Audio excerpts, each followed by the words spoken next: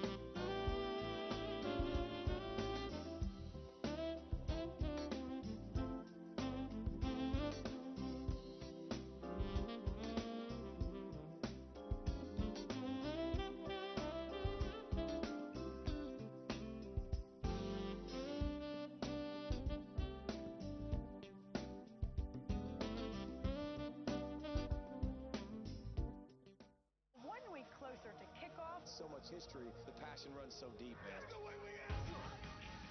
This is the best atmosphere.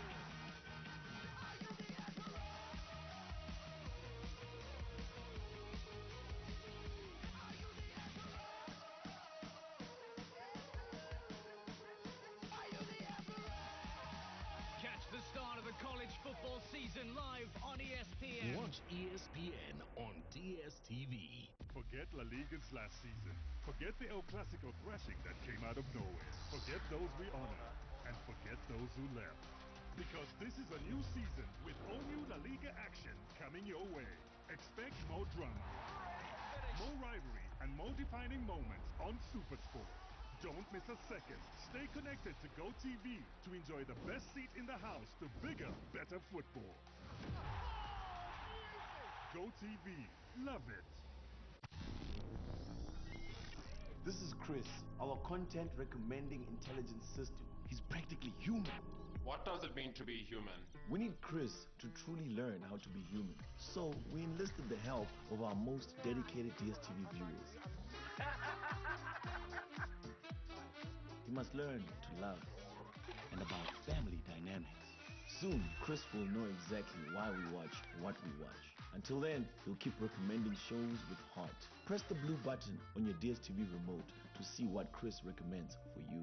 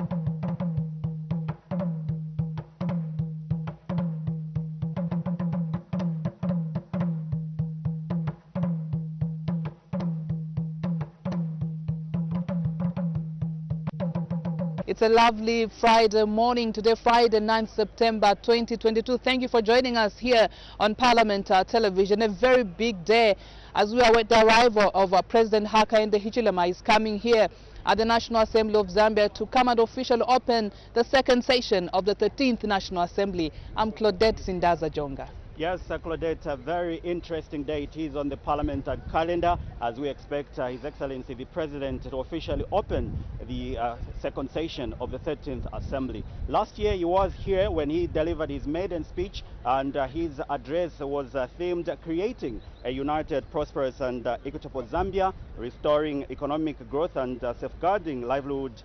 And his speech was themed in 4 areas, and these are economic transformation and job creation, human and social development, environmental and sustainability, not forgetting good governance and environment. So very, very, very interesting day it is on the parliamentary calendar today. Absolutely, and as always, there are a number of expectations from various stakeholders regarding the presidential speech. And of course, on our part, we did talk to quite a number of people, you know, regarding the expectations as the president will be addressing Parliament and the nation as a whole in a few minutes from now. And of course, from our end, we did we did package quite a number of you know, inserts.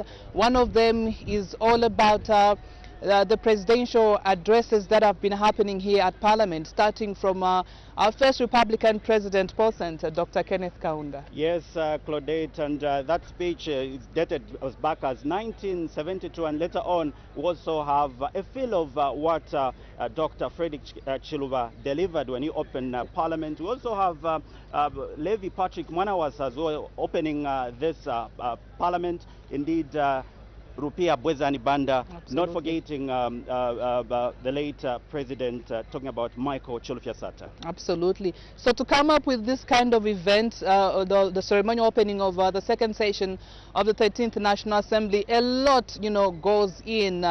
We have people from various communities that come here at the National Assembly prior to this very important day, you know, to do rehearsals so that on this particular day everything comes out perfect, So for now, as our viewers, we interest you to what we gathered just to show you what goes on, what culminates to this very important. We're talking about the rehearsal that took place beginning this week on Monday. Take a look at this.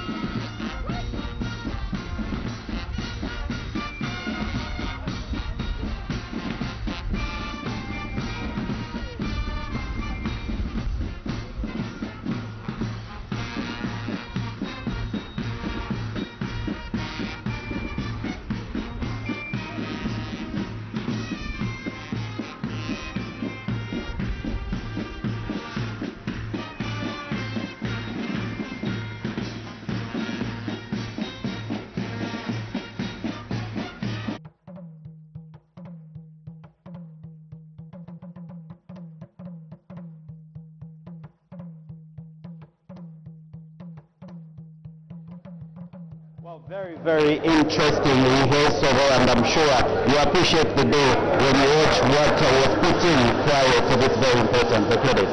Absolutely, showing indication that everything is set as we are waiting for the arrival of our Republican President, Mr. Hassan Sullivan, who will officially opening the second section of the 15th National Assembly. That said, there are expectations from various stakeholders regarding the presidential speech, as from time to time, on our side, we'll be chatting to invited guests, the members of parliament, regarding the expectations of the presidential address. Yes, Claudette, very interesting day it is, and like we mentioned earlier on, high expectations. We know that the Republican president did deliver his maiden speech sometime last year and this time around to give the policy direction, and I'm sure various stakeholders are very, very expectant. And we'll be interacting with some members of parliament just to hear their expectation, and later on we'll get their reaction after the speech has been delivered. Absolutely, and so we have our guest, our first guest, Member of Parliament for Mongo Central is actually here to just share with us his expectations regarding the presidential address. So I'm going to leave it up to Fosun to take up the interview. Yes, Claudette, we'll be interacting now with various members of parliament like we mentioned earlier on, and we do have quite a number of items that we've lined up specifically for you just to show you the expectation, also from the general public. I did interact with a number of people out there just to find out what their expectations are. And joining me on set at this particular time is Mongo Central Member of Parliament, and this is Mr. Oliver Mutike. Thank you so much for joining us, and congratulations for your message. I love the outfit. Thank you very much. Good morning. Yeah, this is a beautiful Lord's outfit. I think it reflects the government's intention of going back to our values as people of Zambia, the values of Ubuntu, of taking care of our country, of taking care of our society, taking care of our people. Thank you very much. Last year, the president did deliver a maiden speech, and we saw quite a number of policy pronouncements. The enrollment of more than 40,000 civil servants in the health sector and education sector, and I'm sure you're looking forward to his address today. What are your expectations? Thank you very much. Yes, we want to hear from the president what the progress that has been made since the New Dawn government came into power. We want him to state the progress that has been made in the health sector, in the education sector, in the political area, in the economic area, to improve the lives of our people. So those are the expectations that we want to hear from the president. And also, this being a budget session, I think the president is going to set the tone for what should be expected from the Minister of Finance, because the whole of this session from July until the end of December, parliamentarians will be discussing about the 2023 budgets. So I think it's expectation of everybody in the country that the president will highlight what the New Dawn government is going to do going forward to keep our promises to the people. Honorable, thank you so much. I know the people of Mongo Central are very expectant, and they've set their eyes on Parliament television. Wishing you all the best as you pay attention to the President's address. Thank you very much. God bless. That's Mongo Central, a Member of Parliament, and this is Mr. Oliver Mutike just interacting with us and what they expect from his address today as he gives his second address. And joining me, we are in Chama South, and this is Mr. Davison Mungandu, who will just help us also just share with us what the people of Chama South are expecting from his address. It's a lot. You know, Chama South being a rural constituency, people there expect that the president will touch on the issues to do with the hunger situation. You know, much of the constituency is facing hunger situation, not because the people are lazy there, but because of human-animal conflict. Okay. I'm sure you are seeing on social media, people in Mapamba, when they are sleeping, elephants are removing their roofs. Elephants are also destroying their granaries. Mm-hmm. They also expect the president to address the issue of feeder roads. Okay. You know, most of the areas in Chama South talk of the road between Musa and Chikwa. It's impassable during rain season. Chikunda, Musa is impassable. Chikwa, Chama, Boma, it's impassable. But we want to take advantage of this appearance to thank the government. For the first time, I think the road between Ilundazi and Chama is being worked on. The contractor, I know it's ZNS through RDA, the road is being done. So we expect actually a lot in this SONA address or the official opening of our 13th sitting. We also expect the president to touch more on our values and ethics. I'm sure you saw what has just emanated from the Koi to Lusaka July, where people of same-sex associations are now coming out openly. That is against our Republican Constitution. It's also against our values and ethics. Not to tread on their rights. They can be doing what they are doing in secrecy, not where they come out in open. I appreciate we don't have enough time. I know we'll get reactions after the speech has been delivered, just to get what will be your reactions from his address. Thank you so much for your time, and wishing the people of Chama South all the best. I'm grateful. All right, that's Chama South Member of Parliament, that's Mr. Davison Mungandu. This time around, we find ourselves in Lunte, and I'll be talking to the area member of Parliament. Thank you so much for joining us, Mr. Toto. Congratulations and for making it to appear on Parliament television, and for also being with us this morning. What are your expectations? Thank you very much for having me. I think that the State of the Nation address that the President will deliver to the nation this morning is a huge opportunity for him to speak to core issues that are prevalent now in our nation. Of course, the issue of the high cost of living is a no-brainer. Everybody is aware how things have become expensive in our nation, and I expect the President to be able to state to the nation how government is taking steps to try and ease the living conditions of our people, but also the lowering morality of this nation, where it is now everywhere that even leaders and institutions of government, can post, the naked pictures, and that's okay. We saw what happens at Lusaka, July. So my expectation is that the President will take some chance to talk to the conscience of this nation, and also establish what his government is doing to try and build morality in a nation whose morals are decaying on a very rampant scale. The other expectation I would have is for the President to talk to how they are going to sustain peace and unity of our nation. I think that it is clear now that many people think we are more divided than ever.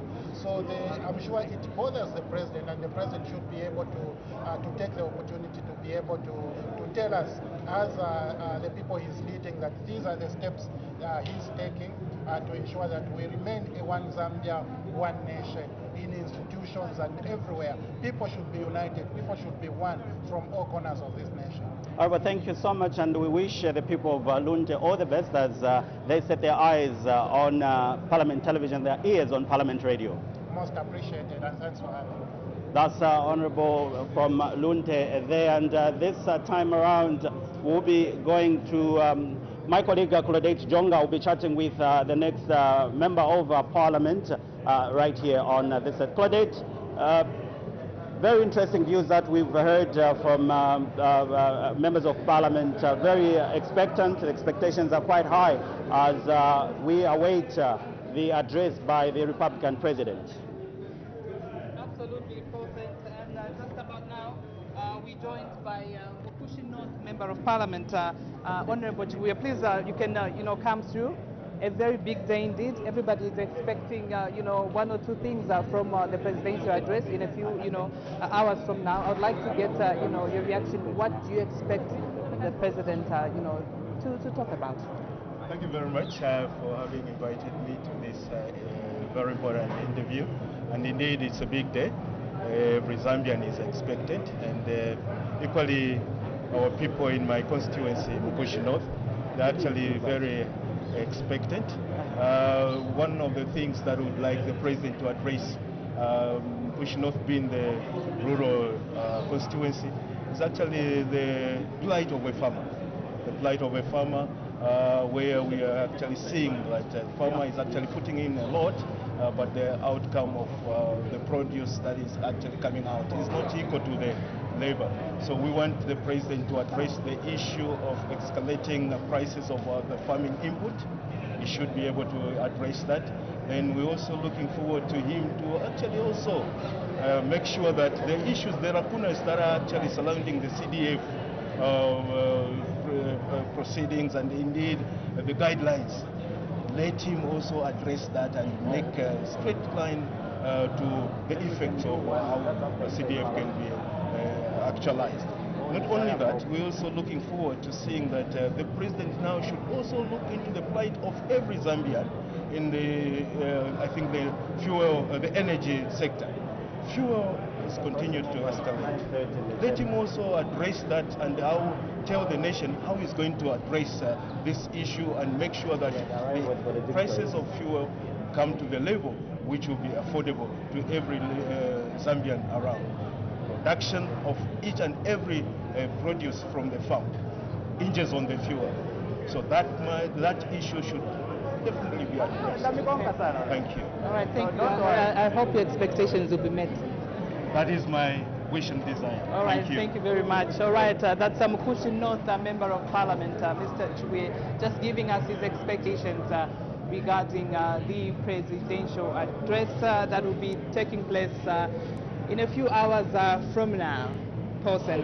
Yes, Claudette, very interesting expectations from various members of Parliament. Like we promised you earlier on that we do have quite a number of items lined up specifically for this very important day. Claudette, for now, we'll interest our viewers out there to some of the selected speeches that have been addressed to this House by various heads of state. Let me just say all the heads of state that have ruled this country, beginning from the first Republican president, Mr. Dr. David Kaunda, up to the current Republican president, Mr. Hakainde Hichilema. Take a look at this.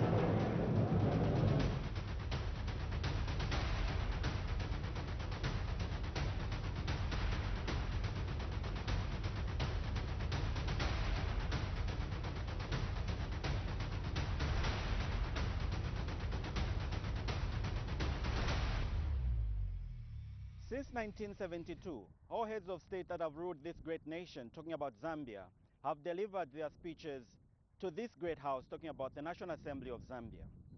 Today, on this special program, we look at some of the speeches that the great sons of this country have delivered to the House. My name is Paul Sentindovi.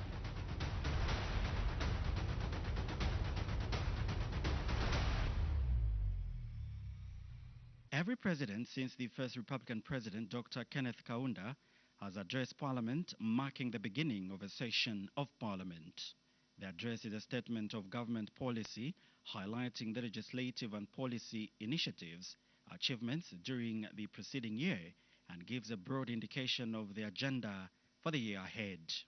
On 13th December 1973, first Republican President Dr. Kenneth Kaunda arrived at Parliament buildings to officially open the first session of the Third National Assembly. The presidential entourage, in a stately procession, mounted the steps accompanied by traditional drummers, entered Parliament buildings.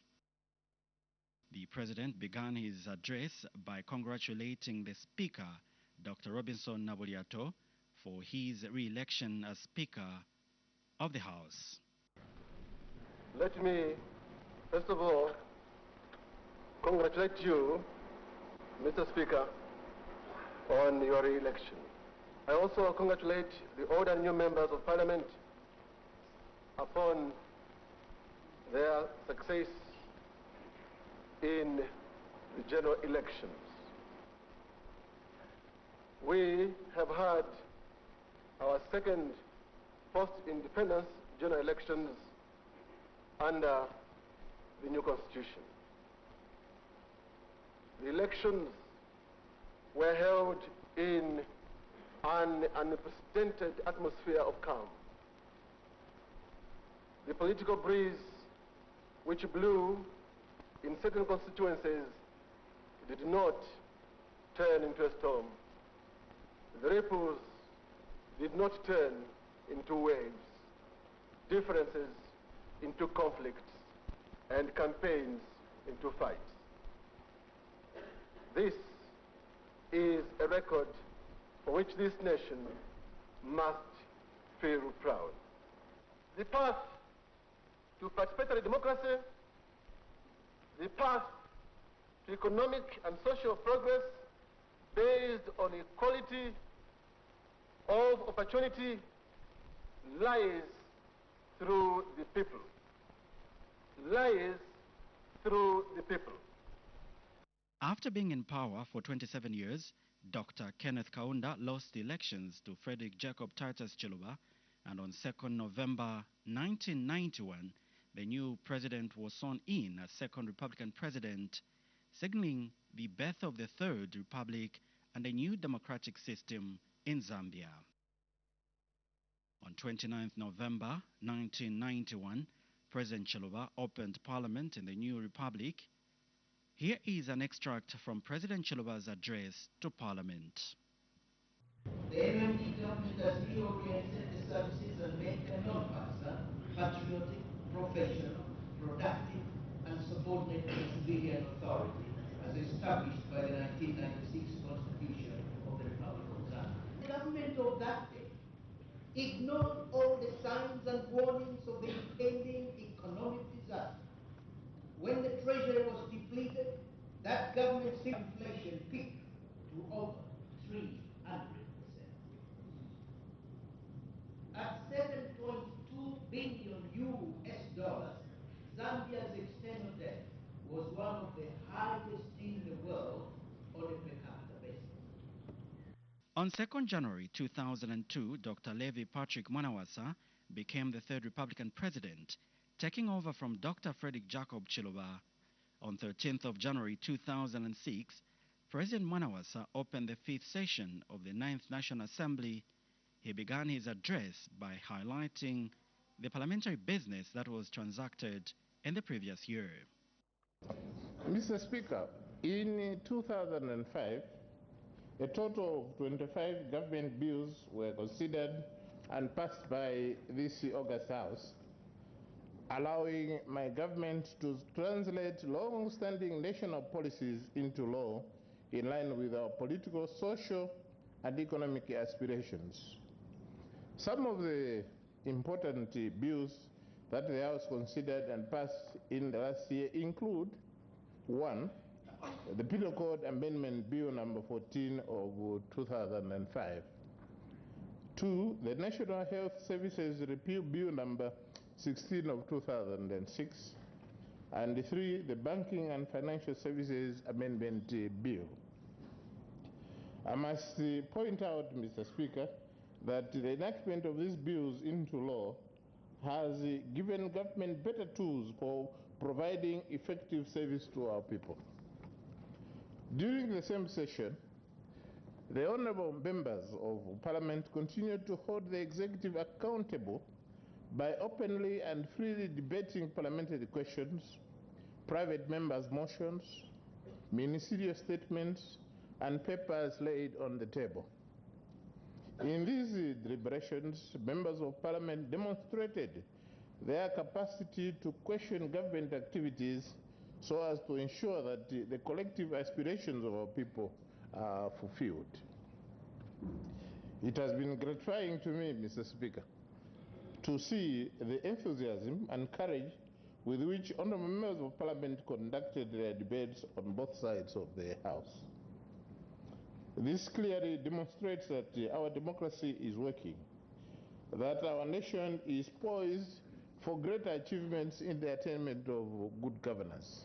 Following the demise of Dr. Mwanawasa in 2008, Mr. Rupia Bwezani Banda became the fourth Republican president on 2nd November 2008. In 2009, President Banda's address to Parliament touched on various issues affecting Zambians and made a pledge to improve the welfare of farmers and empower Zambians with land. Mr. Speaker, my government will support irrigated agriculture, especially among small-scale farmers who depend on rain-fed agriculture for their livelihood. These farmers are the worst hit in times of drought or floods, and the seasonal nature of their activities means that they will not have produce all the year round. In spite of such challenges, this year's irrigated maize crop will harvest some 100,000 tons. Land. Mr. Speaker, fair and equal access to land is an ongoing issue which my government will continue to address. My government will this year expedite the process of identifying land for allocation to our people and to investors. But it is very important that land distribution is carried out in an efficient and transparent manner. In October 2011, President Banda lost elections to Mr. Michael Chilufya-Sata, who became Zambia's fifth Republican president. In January 2012, President Sata officially opened Parliament in a colorful ceremony, setting the tone on how his government would rule the country. Now that the elections are behind us, it is time for us all to focus on forging ahead with the development of our country. On my part, I wish to reiterate my pledge to make Zambia a better place for all, in line with our PF vision, which is, and I quote, "The citizens of this great land not only deserve better lives, but are entitled to better lives." To all my colleagues in PF and the opposition, I say it is time to put Zambia first in the interest of achieving our social and economic development. Elections, Honorable Mr. Speaker, I would like to salute the people of Zambia, regardless of their political affiliation, for peacefully participating in this year's elections. Our people's spirit demonstrates the well-renowned peaceful character and maturity of the Zambian people, and the respect which we accord one another as we elect our leaders. On 28th of October 2014, President Michael Sata died, and on 20th January 2015, Mr. Edgar Chagwa Lungu was elected as the 60th Republican president. On 30th September 2016, President Lungu opened Parliament for the first time. On 17th of March 2017, he addressed Parliament on progress made in the applications of national values and principles as provided for in the 2016 amended Constitution under Article 86(1). Mr. Speaker, to ensure that these national values and principles are appreciated and fully applied, a lot of civic education should be undertaken at all levels. I'm saying so because people are wondering where I got these values and principles. They're in the Constitution.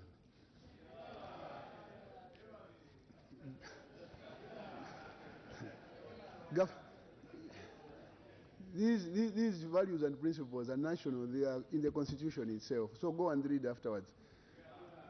They're not coming from PF or from anybody. They're coming from your Constitution, our Constitution. Government will therefore embark on sensitization programs aimed at reaching every man, or is it every woman, every man, and child in all corners of this country, so that they get to know what these national values and principles are. I call upon all relevant stakeholders to join government in this national cause. Once the national values and principles become universal, there will be authentic parameters of our behavior, and people will know who is a Zambian. Mr. Speaker, for us to move ahead as a nation, we need to inculcate these values and principles in our children, and this entails introducing these values and principles in the school curricula. I expect, therefore, that all of us will take part in the educational effort, and the ministry responsible will begin devising mechanisms and strategies to ensure that these principles don't just remain in the Constitution. After having contested in the 5 previous elections, Ms. Hakainde Hichilema won the 12th August 2021 presidential election with over 59% of the vote. As per constitution requirement, on 13th of September 2021, the 7th Republican President, Ms. Hakainde Hichilema, officially opened the first session of the 13th Assembly. The ceremony was characterized with pomp and splendor. After all the outside formalities, the Speaker of the National Assembly, the Right Honorable Madam Nelly B. Muti, MP, was on hand to receive the head of state and proceeded to the Speaker's office to sign in the visitor's book. In his first address, the 7th Republican President spoke about the enormous responsibility the Zambian people had placed on the new administration. Madam Speaker, it is a great honor for me to be here today to address this august House on the official opening of the first session of the 13th National Assembly. This session marks the beginning of my first 5-year mandate as President of the Republic of Zambia. And I'm honored to be the first President to address this august House in the presence of the first female Speaker of the House. I thank the Almighty God for giving me and the United Party for National Development the opportunity to serve the people of this great country. My profound gratitude goes to the people of Zambia for the overwhelming election victory and trust in me as their president. I'm truly humbled by the responsibility that you, the Zambian people, have placed in our hands. We, in turn, shall serve you diligently and in accordance with your aspirations. As we begin our first term in office, our administration will embark on a national development agenda to ensure accelerated economic recovery. Our vision is to have a united and prosperous Zambia that will provide equal opportunities for all our people. We are determined to meet the basic needs of every Zambian and create a conducive environment for Zambia to become a prosperous middle-income country.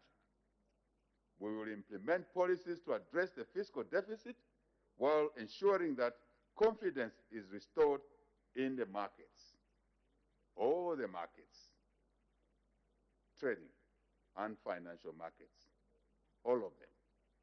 6 months later, after the maiden address to Parliament, President Hakainde Hichilema addressed Parliament on the progress made in the application of national values and principles.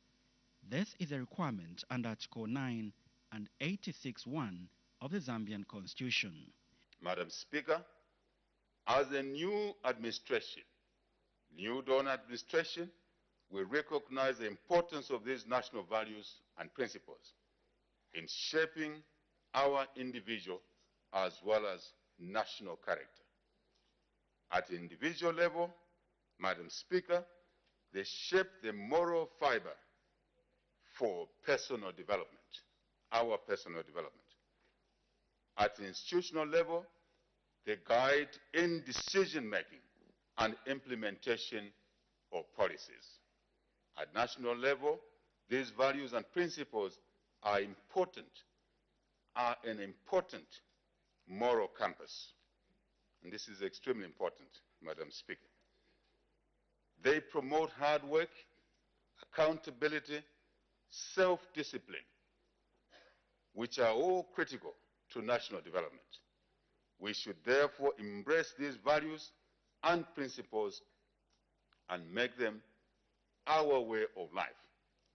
The presidential address to Parliament is a special day as it gives the presidents the opportunity to present government's agenda and update the nation on progress made in the application of national values and principles. Well, thank you so much for watching this special program. Those are some of the selected speeches that have been delivered to Parliament by various heads of state that have ruled this great nation. I just hope and trust you've enjoyed watching this special program. My name is Paul Sentindovi. Continue watching Parliament Television as we continue bringing Parliament closer to you.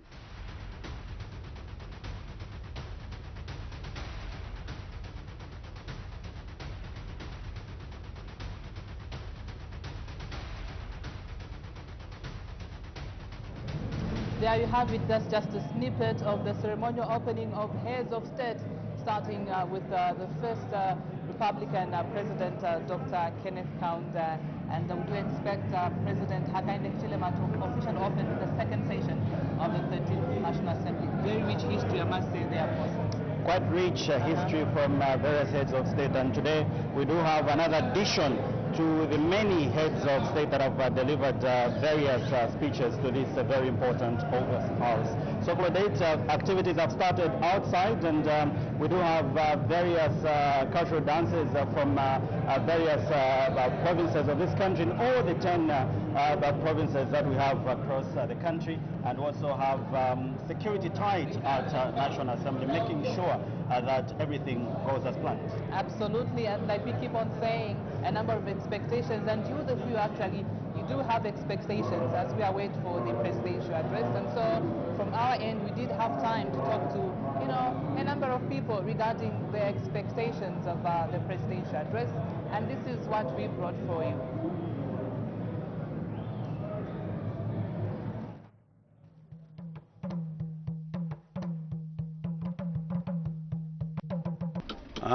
Monga ife monga kuno chemuzi wa bosi monga kuno kwatu panganano divi feche timafuna chabe customer kangena paja afuni katisa pesa ku ula parking motoka atisi ali comfortable ya parking motoka mwemone road ya tutangala maningi almost 10 years road ya tusipangiyo. Actually, as it is right now, you've seen there's a lot of Chinese guys coming in.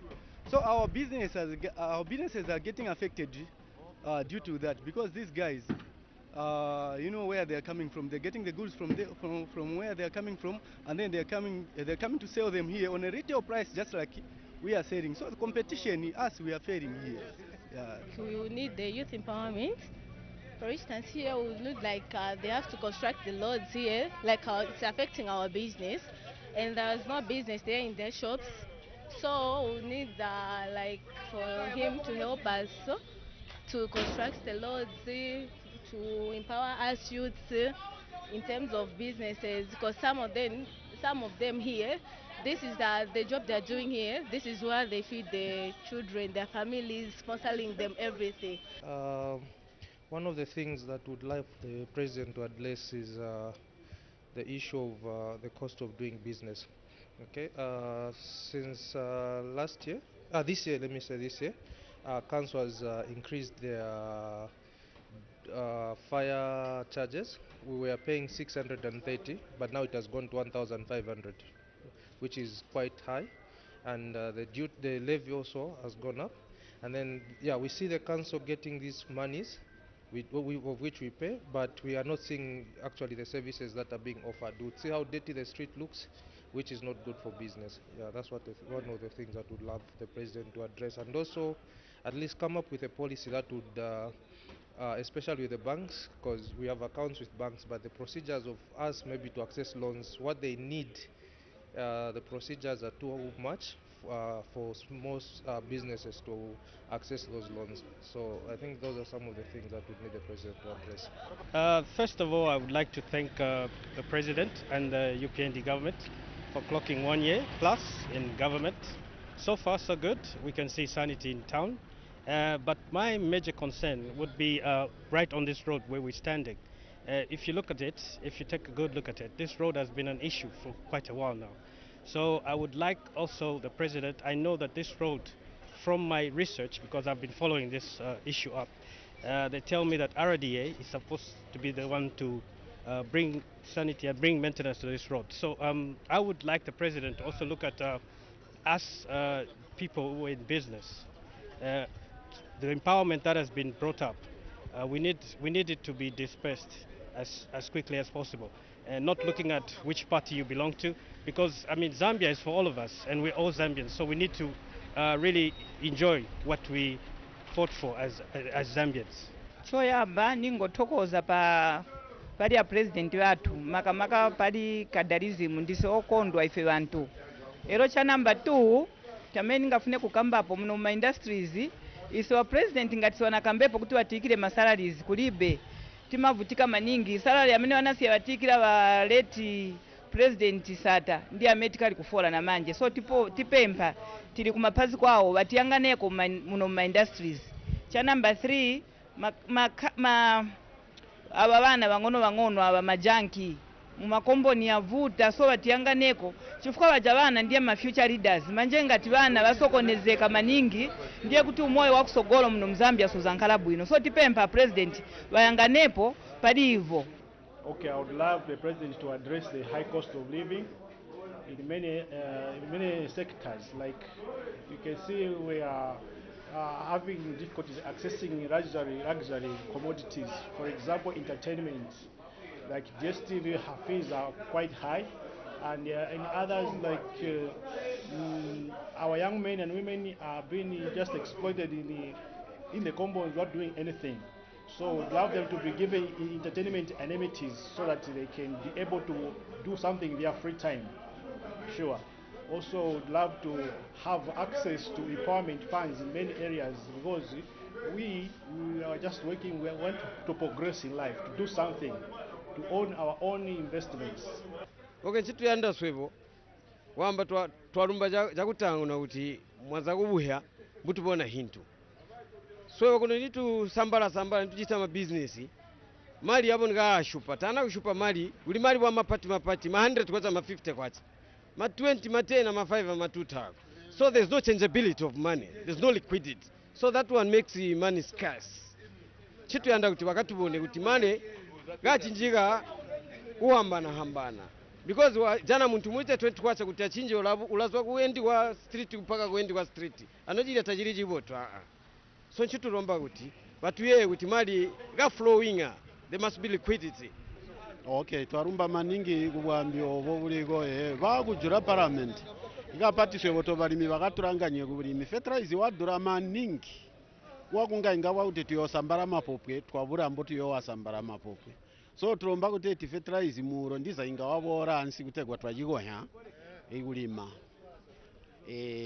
ponya limwi tulikomene maningi kurwiyo rwakasika ndo bamba kuti free education nchibo tumaningi enono bayungisya kuti akwe ku college konse kabatieni kairi free education.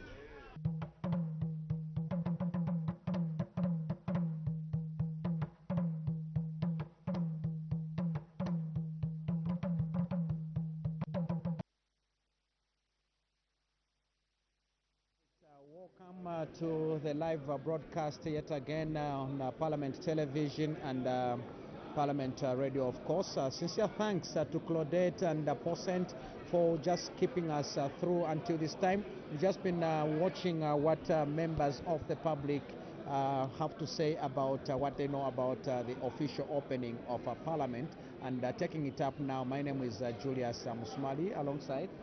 Good morning, and this is Pauline Munga. Thank you very much for joining us on this important day that the President is coming to address the nation and opening the second session of the 13th National Assembly. Right, so what you can see now in the picture there is members of Parliament catching up after a short break, and that was upon the closing of the first session of the 13th National Assembly, and they went back to their constituencies and just come back and for this very important beginning of yet another journey of the session, and this is the second session of the 13th National Assembly. So you can see members of Parliament catching up, and that is just in readiness for the address by the President.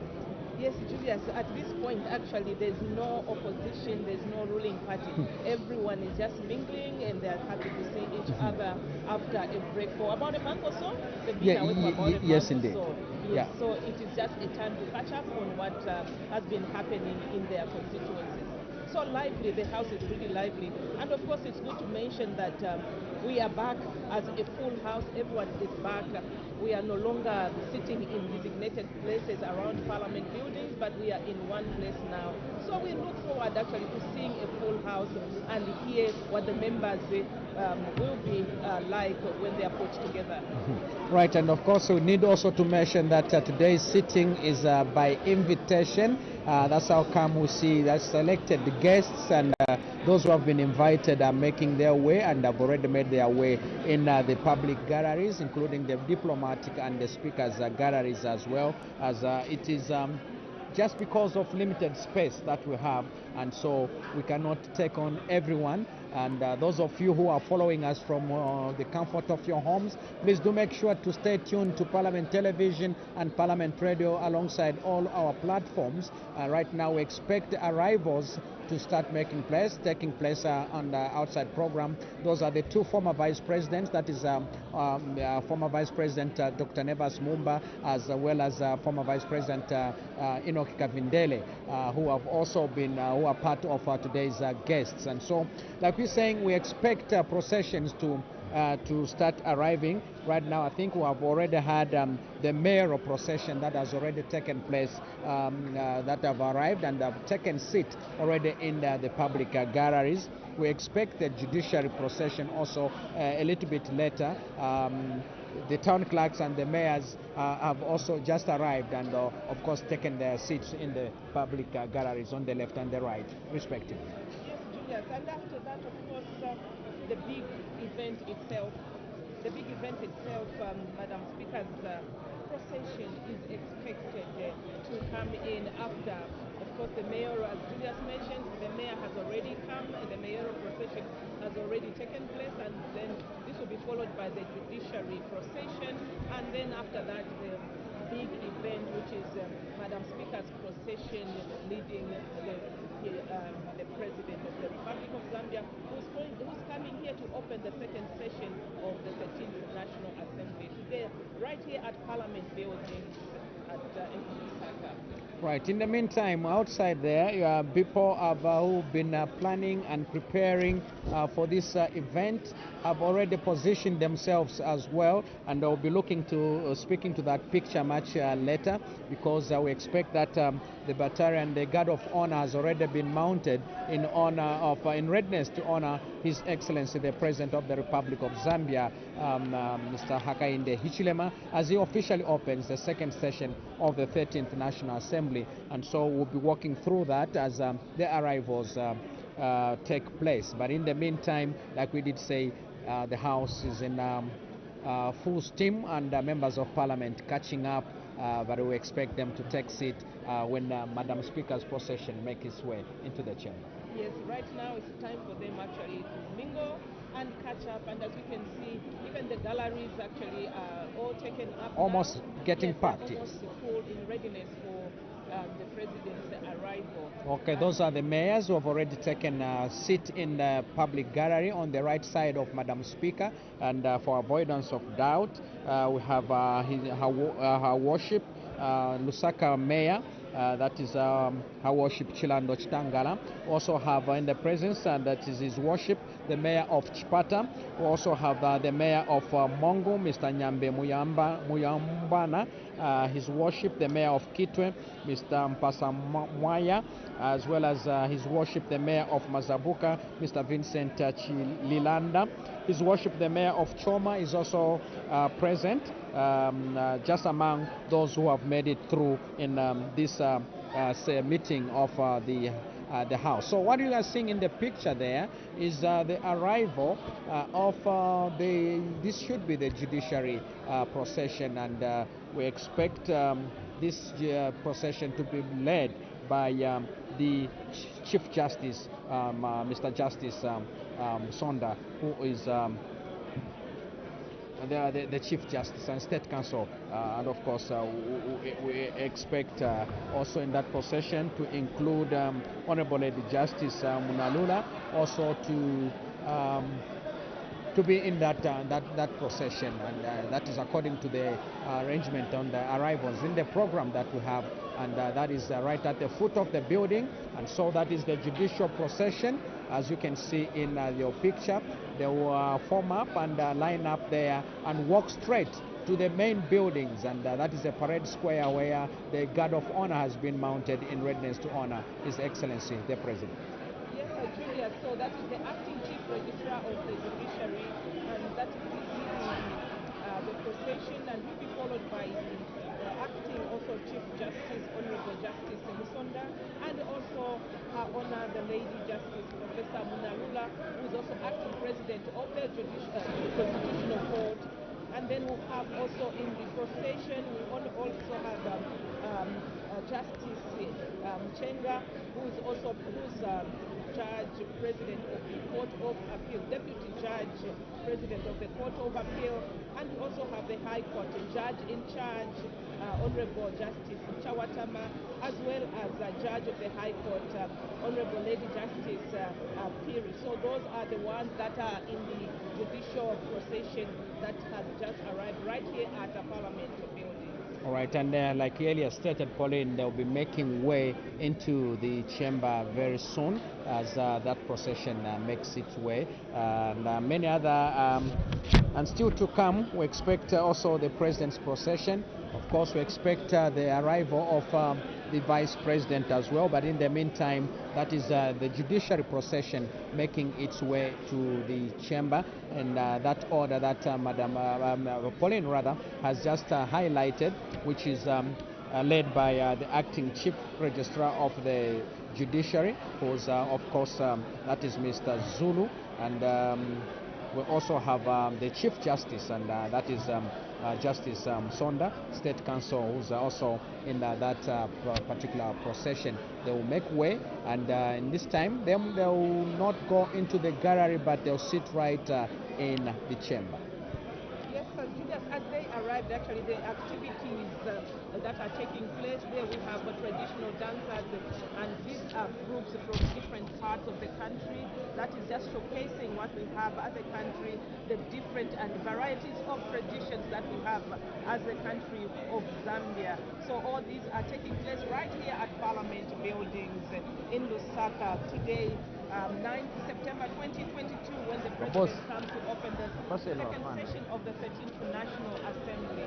And in the picture right now, we have members of Parliament who are still mingling, of course, trying to catch up on the various issues that they have had during the period that they've been aware over a month when the House adjourned.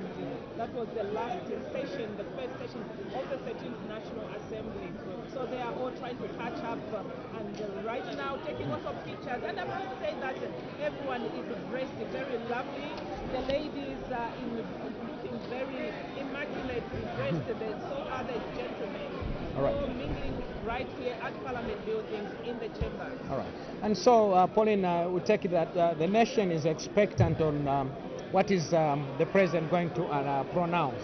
We take cognizance of some of the pronouncements that were made in his inaugural speech when he addressed the National Assembly, the first session of the 13th National Assembly. And so we'll be talking about that.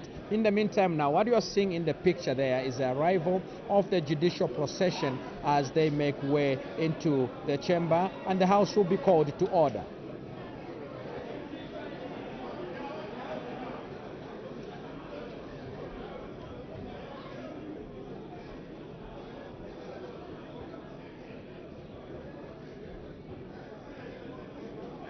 Right, as the judiciary is making way into the chamber, that's a procession for the judiciary. We're yet to see what is taking place. That should be Madam Vice President arriving. Okay, Madam Vice President Nalumango, Mtale Nalumango are making arrival at the parade square there, and she'll walk through right through the main aisle into the foot of the building, right to the main building, and proceed to take seat in the chamber. And so that's the arrival of Her Honor the Vice President, which has just taken place, and so she will take that lit side alongside unusual long walk, because usually she arrives much earlier and takes a shorter walk. But for the purpose of this ceremony, Pauline, she has to take that ceremonial walk right from the foot of the building, as you can see, and being met by the first deputy speaker. Yes, Julius, it's traditional that she joins the procession on this particular day. So she has arrived, and right now she's walking towards the building, met by the first Deputy Speaker, Honorable Chisangano, and they are coming right into Parliament buildings. Those are the two dignitaries walking right through there. And that's the picture of traditional performances that are taking place as the dignitaries walk towards the structure. And Julia says she's actually saying hello to the those are traditional performances that have just been they've been planning and preparing for this day, and so they have to give out their best as well, because it's something that does not just start. We earlier saw Posent and Claudette just walking us through what has taken place, what they put up to make sure that everything is addressed as they prepare for this great day. And so we earlier on our picture we had seen how this event was shaping up through the rehearsals that were taking place. Yeah, there they are. They really put in so much actually to give Mother Zambia the best that they have as a traditional performers in the country. Right. And of course they choose the cream from different parts of the country. And it is interesting that there are different people, rather different cultures that are performed on this particular day. Right. So that is Her Honor the Vice President, who is the first Deputy Speaker. They've entered Parliament buildings right now through the front door and making their way through to the chamber. Right. So then that is what we expect now. The procession, the officers by the main entrance should be announcing entry into the chamber of Her Honor the Vice President, who's basically just making way into the chamber just about now, and we expect to see that she is walking through on this very important day that signifies the beginning of yet another parliamentary calendar year, which begins today when His Excellency the President officially opens the second session of the 13th National Assembly. Exactly, Julius, and this is very important in that this is also the time when the budget will be presented in a few weeks' time. So it is a very important date on the parliamentary calendar, and we all look forward to hearing what the President is going to deliver to the nation through Parliament today. And by the way, today we have a full Parliament when the President will be in the House. So we have a full Parliament when the President is there, and a National Assembly when it's only the Vice President, the Speaker, and members of Parliament. Okay, so that is composition of Parliament. Full composition of Parliament is the President plus the National Assembly. The National Assembly, which also comprises of the Honorable Madam Speaker, the first Deputy Speaker, Her Honor the Vice President, 156 elected members of Parliament, and 8 nominated members of Parliament. And so Her Honor the Vice President has just made way into the chamber and taking her preserved seat where she sits as leader of government business in the House. And like we earlier stated, she was received by the first Deputy Speaker. And so talking about what took place in the last meeting, Pauline, we're just saying Her Honor, His Excellency the President did make a lot of pronouncements, and landmark among them was the recruitment of 30,000 teachers and 11,000 plus health personnel, which has already been actualized. And so those are some of the highlights that contained his address, alongside any other interventions that have been put in place to make sure that the recovery path of the economy is on course. And so we expect, like people were saying, we don't know yet, but we are all expectant of what is yet to come in the speech on the address by the President. Yes, Julius, the nation is actually expectant, to all of us. we are looking forward to listening to what the president is going to tell us this year. Some of the pronouncements, of course, have been fulfilled, as you said, the recruitment of teachers and medical personnel, and we look forward to hearing more pronouncements that give hope actually to the Zambians. I should say maybe now, since two categories were concentrated on, that is education and health, we should have also expectations from other fields to say maybe we look at other fields in the agriculture sector, in the security sector that cutters across the Zambia police, the defense forces, and any other, and many other sectors that were not included in the recruitment exercise that I've seen maybe civil service employing officers. And so those are some of the expectations that we are yet to hear as the president addresses the second session of the 13th National Assembly. Yes, Julius, so those are some of the expectations actually from the people and many more. And of course we look forward to hearing what is contained in the speech for this year. And the picture right now, we still see members of parliament still continue chatting and catching up on various issues. Of course, all colorfully dressed and very immaculate and smart in readiness for the official and ceremonial opening of the second session of the 13th National Assembly. And of course, the House will be without Kavushi constituency representative, as well as Kwacha constituency representatives following the nullification of their seats, and so those details will come much later. But in the meantime, we'll take you back to what is taking place outside. Those are the performances, like we earlier stated. Preparations have been made, and today they are showcasing what they walked through and what they have to present to the nation through your #1 platform for parliamentary business, and this is Parliament Television, on our platforms including Parliament Radio, those of you following us on radio as well, and those of you following us on Facebook and our YouTube channel as well, just to indicate that whisper to your neighbor that it's happening on Parliament Television, on channel 272, on DSTV, channel 100 on Go TV, and channel 5 on Top Star, as well as the National Assembly of Zambia Facebook page and National Assembly of Zambia YouTube. So that is what is taking place. We are yet to see the next arrival as they arrive, and we'll be able to see who is arriving next. And still to come, just about a couple of minutes away from now, just about 10 hours, we should mention that Madam Speaker will come through with her procession, and of course business will resume, while also outside the president will also arrive in his entourage, and guard of honor will be which has been mounted, will take place, and so much activity that will take place outside there while the house is in session. And at some point business will have to be suspended on the request by Madam Vice President that business should be suspended in order to await the arrival of the president. Exactly. Yeah. So right now, what we are seeing are pictures of members of parliament as they await the president to come and address the house, and the galleries are all taken.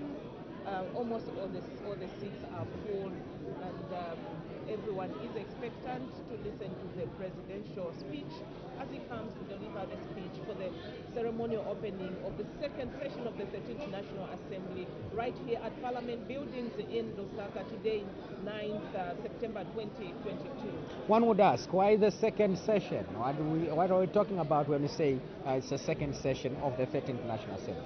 Exactly, Julius. This is the second session of the 13th National Assembly, in that we have had 13 parliaments of 5-year terms from the time of independence.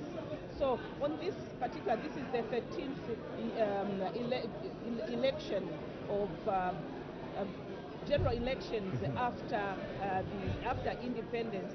So this is the 13th National Assembly, and it is a 5-year term. Except, well, of course, we take note that there was a short break of 5-year term between 1988 and 1991 because the country had to revert back to multipartyism, and there was a call for an early election, and so if you count between 1988 and 1991, that did not take the full life of that parliament. Yeah, it didn't take a full 5-year term. Otherwise, it's supposed to be 5 years, and this is the 13th and the second year of this particular parliament. Which was put in place in 2021 on the August 12 election, and when the president opened the parliament last year, that was the first session, and now this is the second session of the 13th National Assembly.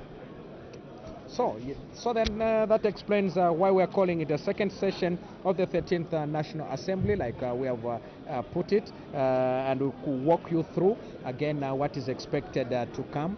In a couple of minutes, we expect Madam Speaker's procession to make way, while outside we expect also the President to be arriving in his entourage, and activities will take place outside there. And after that, we expect business to be suspended at the request of Her Honor the Vice President, who's the leader of government business in the House, and Madam Speaker will walk out of the chamber through the main entrance to go to the foot of the building in readiness to welcome the President, and then they'll proceed to the House. Yes, Julia. So that is the procession that is expected to take place right here at the Parliament building. And Julius, earlier on we had mentioned the composition of the House. We look at how many members of Parliament are in the House. In total, we are supposed to have 167 members of Parliament. And of course, we have two vacancies, which is Kabushi and Kwacha in Kitwe. So in total for United Party for National Development, we have 82 members of Parliament. Elected members of Parliament. Elected members of Parliament, because we have 8 who are nominated. And then for the Patriotic Front, we have 58 members of Parliament elected from the various constituencies across the country. And of course, we have 13 independent members of Parliament. And then we have the Party for National Unity and Progress. We have 1 member of Parliament. So that brings the total to 162. And then we have Her Honor the Vice President, we have the Honorable Madam Speaker, and then we have the first Deputy Speaker and the second Deputy Speaker, and that brings the total to 165 members of Parliament and 2 vacancies. All right, just about now, here is Madam Speaker's procession, and business will resume. Stay tuned to Parliament Television.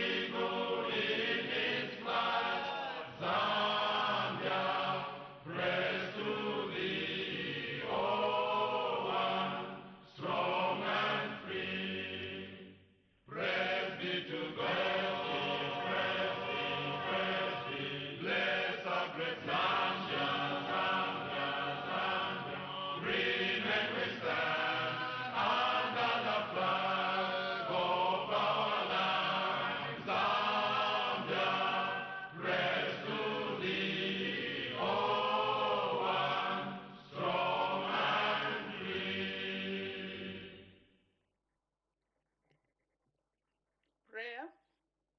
Almighty God, who in your infinite wisdom and providential goodness has appointed the offices of leaders and parliaments for the welfare of society and the just government of the people. We beseech you to consider with your abundant favor us, your servants, whom you have been pleased to call to the performance of such important responsibilities in this land. Let your blessing descend upon us here in Parliament assembled, and grant that we may, as in your presence, treat and consider all matters that shall come under our deliberation in so just and faithful a manner as to promote your honor and glory, and to advance the peace, prosperity, and welfare of our country, and of those whose interests you have committed to our charge. Amen.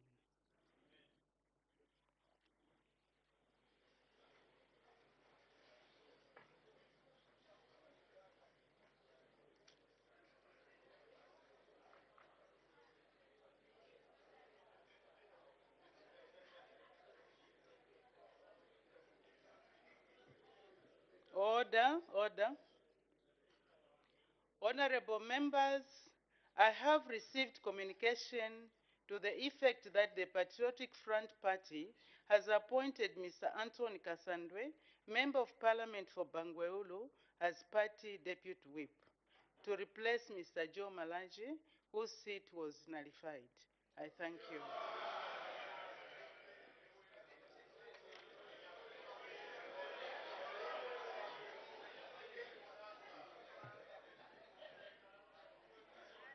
Order, order.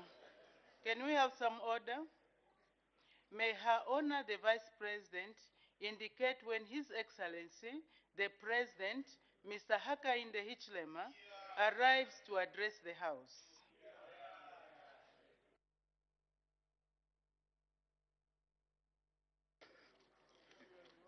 Madam Speaker, I wish to inform the House that the President of the Republic of Zambia, Mr. Hakainde Hichilema, will arrive at 10:25.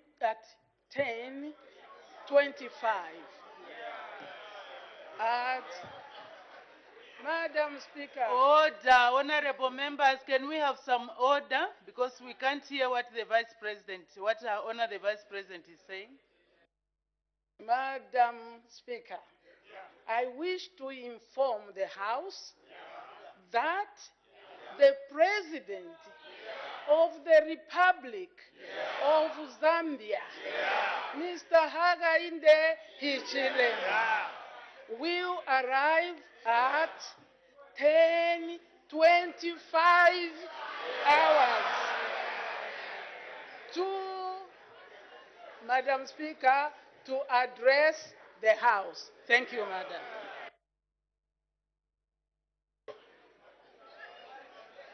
Order, honorable members, order.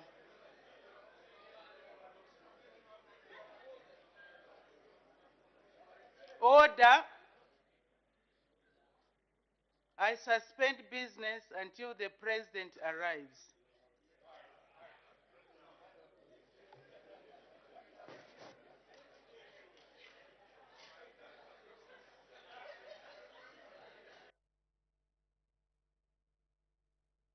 In the House, and I will be taking you through to the outside program so that we also witness the arrival of Her Honor, His Excellency the President, and that is that the Leader of Government Business, Her Honor the Vice President, has notified and informed the House to that effect that the President is expected to arrive just about 10:25 in the House.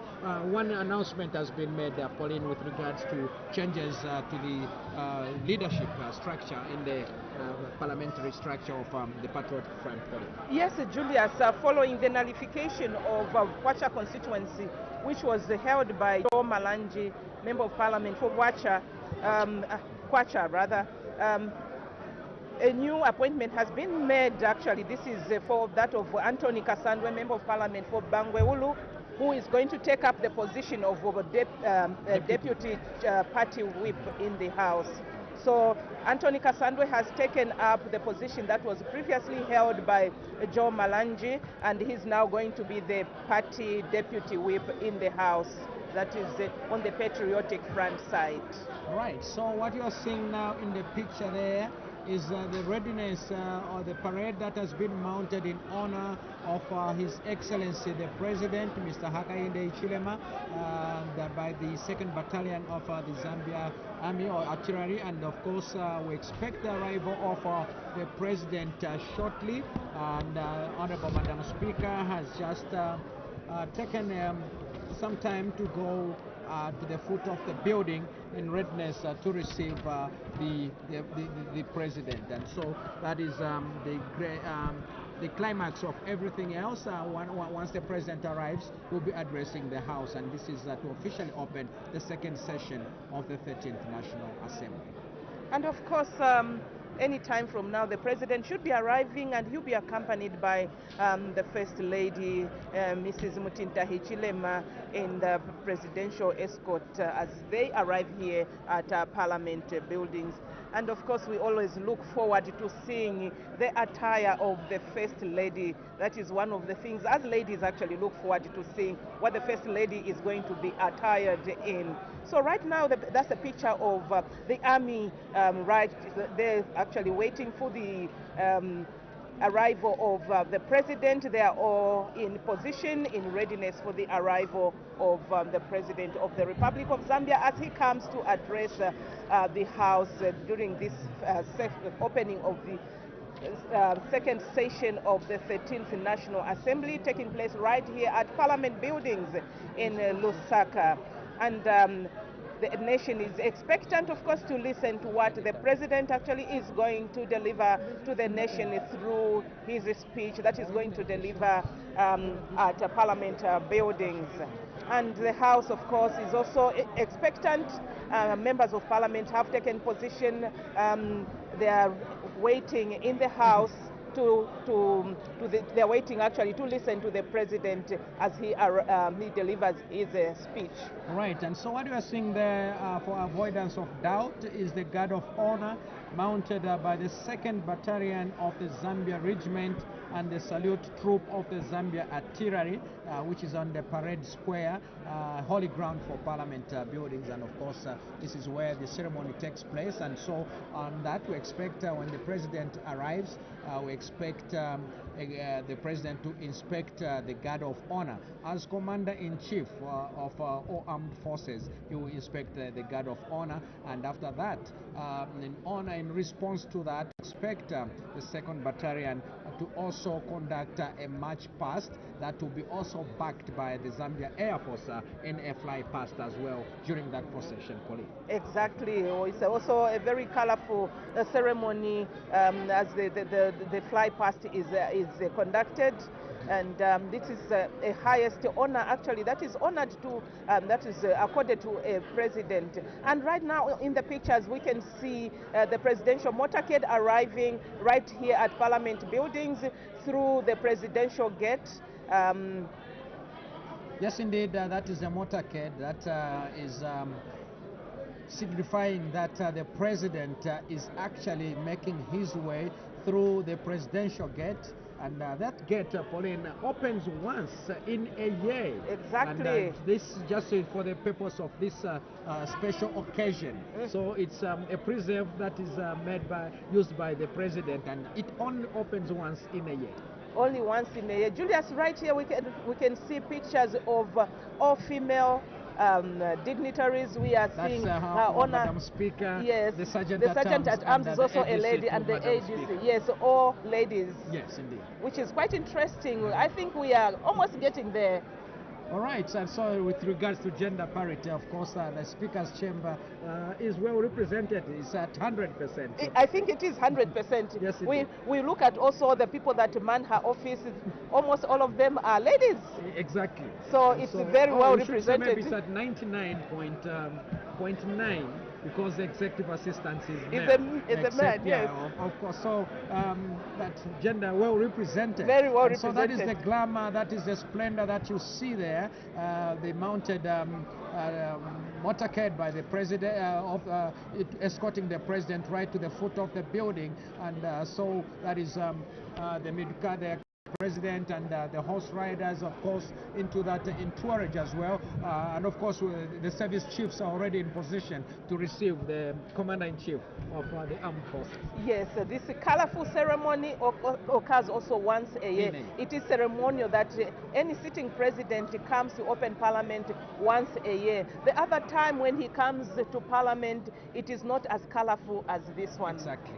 All right, so this signifies the ceremonial opening of the second session of the 13th National Assembly. For those of you who are following us or just rightly seeing the picture there, the president making way, and we should be able to go through that ceremony that includes the 21-gun salute, includes the inspection of the guard of honor, including the march past and the fly past also to be conducted, and of course we expect the president to walk through when he is received by Madam Speaker, walk through to the Honorable Madam Speaker's chamber, also to conduct yet another important activity, that is to sign in our visitors book as our guest number 1 for today. Yes, exactly.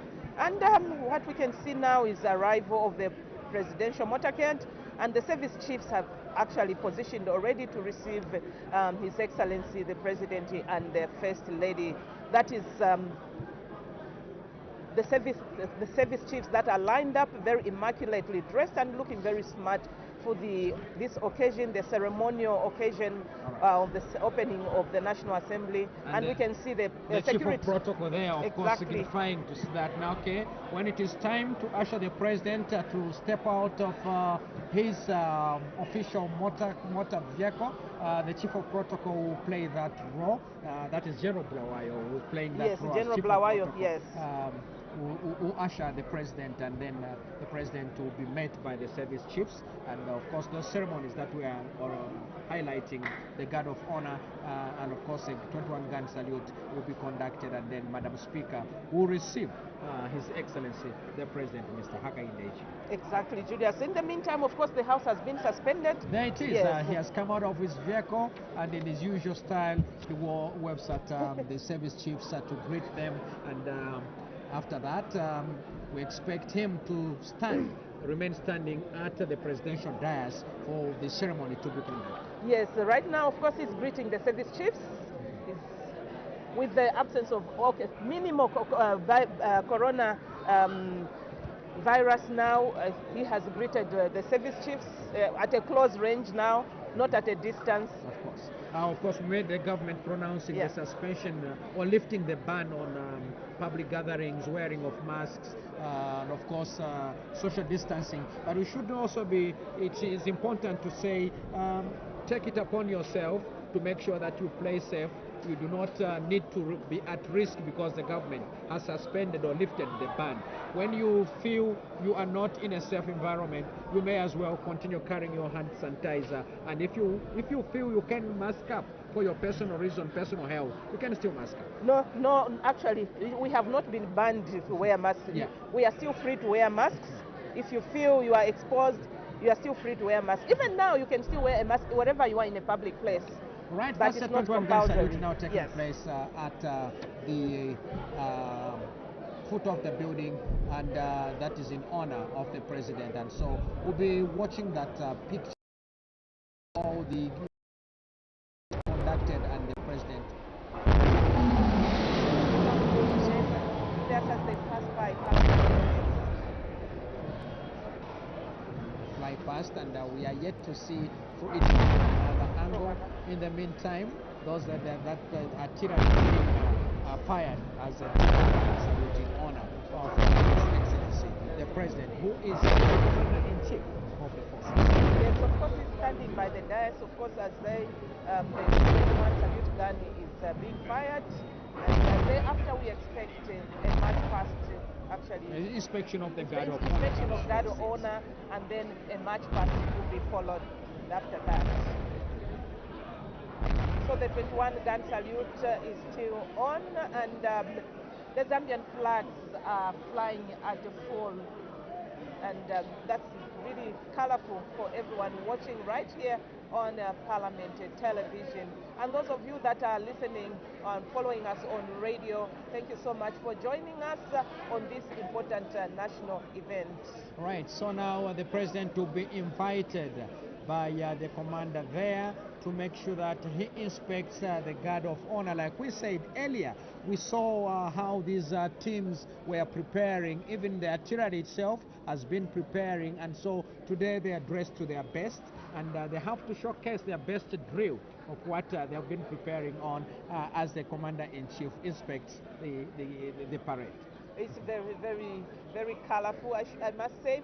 For those that are following on TV, it's a colorful event, and now we just wait for the president to inspect the parade. The guard of honor. Yes. So after the inspection of the parade by the president, we expect the same battalion to conduct a march and fly past, respecting that by the Zambia Army and the Zambia Air Force respectively. And so there you are. You have it now. The commander is inviting the president to step down of the dais and inspect the parade. And so, like we said, our men and women in uniform, nicely dressed in their combat there and ceremonial combat, something that they've been doing in preparation, but now today they have to showcase what meant the rehearsal and put into it what exactly they did and planned for these past 3 days of the week, which is under review now, culminating to this very important event. Yes, correct. Julia. So that is the president right now, accompanied by his aide-de-camp, and he's inspecting the guard of honor mounted by the 2nd Battalion of the Zambia Regiment. So he's ready now to inspect the guard of honor mounted by 2nd Battalion. Inspect the parade. Actually, he's ready now to inspect the parade that is mounted by the 2nd Battalion of the Zambia Regiment. All right, so that is what is taking place, and this is all pointing to yet another important event, which now is the climax of everything else. That is the presidential address, as he addresses the House to see and make government pronouncements on what his government intends to do in the year under review, beginning today. That is a parliamentary calendar that begins today, the 9th of September, running through into some time in July next year, that is 2023. Yeah, December. This is the first meeting, yes, the first and then meeting, we'll have a second meeting in February, and then the third meeting in June, July. And of course, these meetings do not call for a ceremonial opening. No. These meetings are just called upon for resumption of business of the second session.